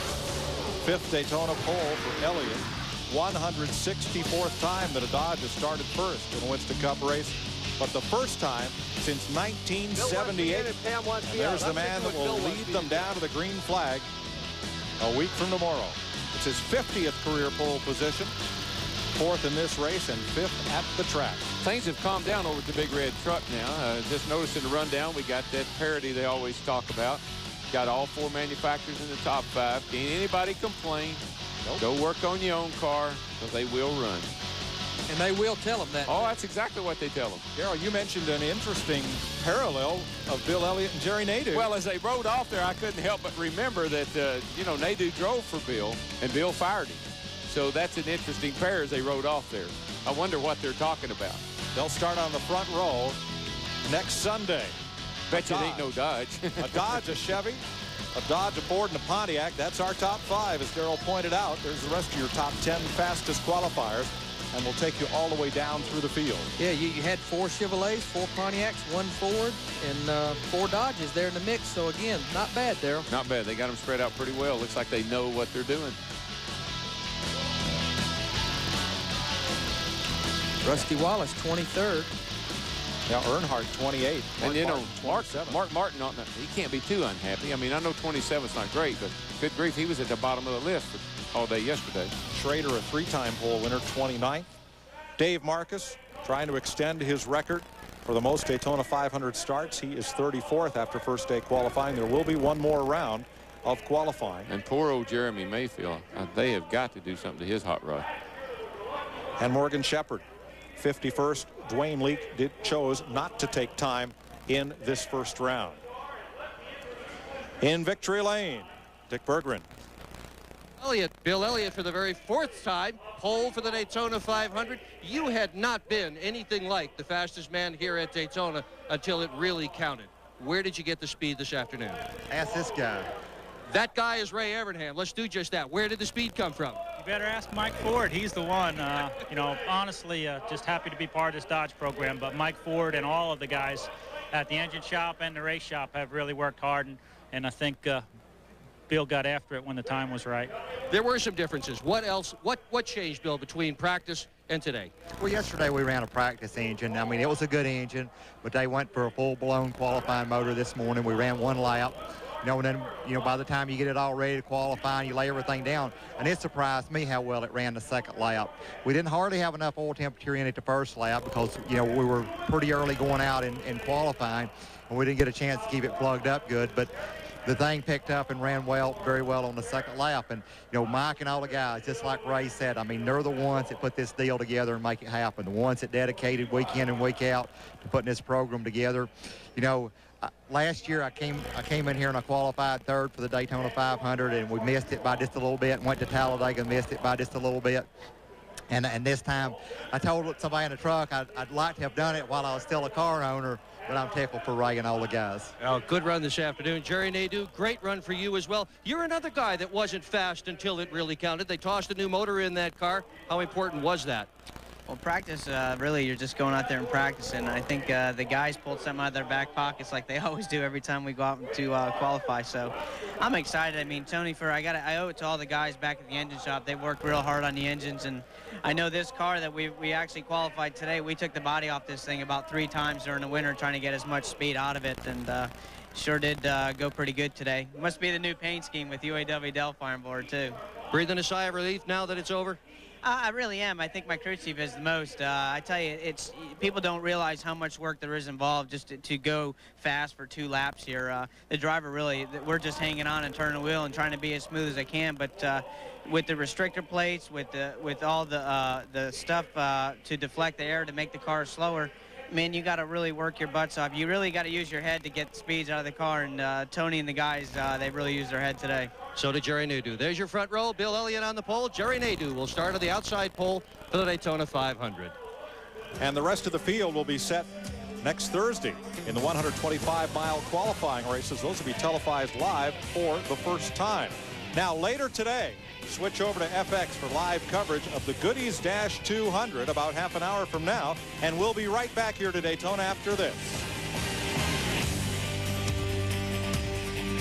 Daytona, and be with us tomorrow on Fox, 2 o'clock Eastern, Budweiser Shootout. That's not a spring break frat party. That's a lot of fun, and you'll see it live right here as some of the best drivers, almost an all-star race in the Budweiser Shootout. And here at Daytona International Speedway, the question was, would Dodge have all their ducks in a row as they arrived back on the scene at NASCAR, and Bill Elliott proving certainly yes. They certainly did, as Bill Elliott with the pole position, and 4 of the top fastest cars were Dodges. We're back with Jeff Hammond and Ken Squire. We have our little mouthpieces on. I feel like Britney Spears, and oops, I did it again, is what Bill Elliott is saying. But I guess the question now, Jeff, is, yeah, they can run 1 fast lap, but can Dodge do this over the long haul of the Daytona 500?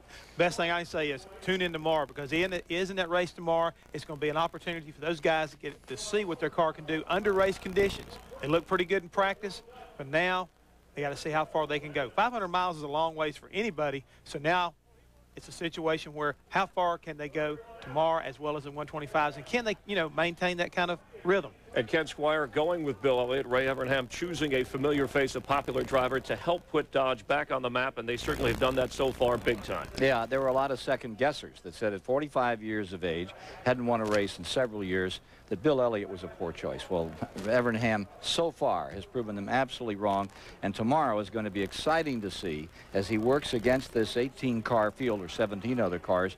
If that Dodge is ready to run in traffic, that's going to be something to really watch. All right, the last 2 pole winners have gone on to win the Daytona 500. This is a record-tying 4th Daytona 500 pole for Bill Elliott. The last time he won the pole, he won the Daytona 500. Right now, let's go to Dick Berggren. Well, it was 1 year ago today, right here in Victory Lane, that Dodge announced that it was coming back to Winston Cup. An incredible accomplishment to sit on the pole just 1 year later. Matt? And Dick, a new engine going into 3-car. Dale Earnhardt, 28th fastest. He will have to do a stellar job on Thursday in the Twin 125s, a race that he never lost in the 90s. Steve? Matt, Dale Jarrett won the Daytona 500 from the pole a year ago. You know what? He'll be starting near the front, 4th fastest today. He's trying to win his 4th Daytona 500. Jeannie? Well, the 92 car is finishing the day pretty much where it started, in inspection, but the mood is much lighter now for Stacey Compton with a 3rd place finish, and you'll notice he's also behind Bill Elliott here, but so was everybody else today. Chris? All right, Jeannie, thank you very much. More racing later today. Check out FX on your cable system, as we will have the Dash, and on Thursday, the Gatorade Twin 125s, more of the field will be determined, but the front row, this is the first ever live telecast that you will see of the Twin 125s. The front row has been established.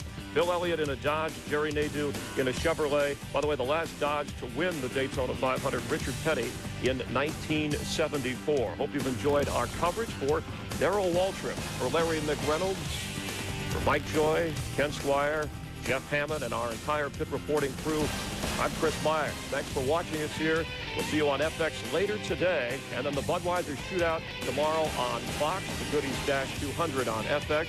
For all of us, thanks for watching. Have a safe drive home. It's been a great day for Dodge. We'll see you next time right here on Fox Racing.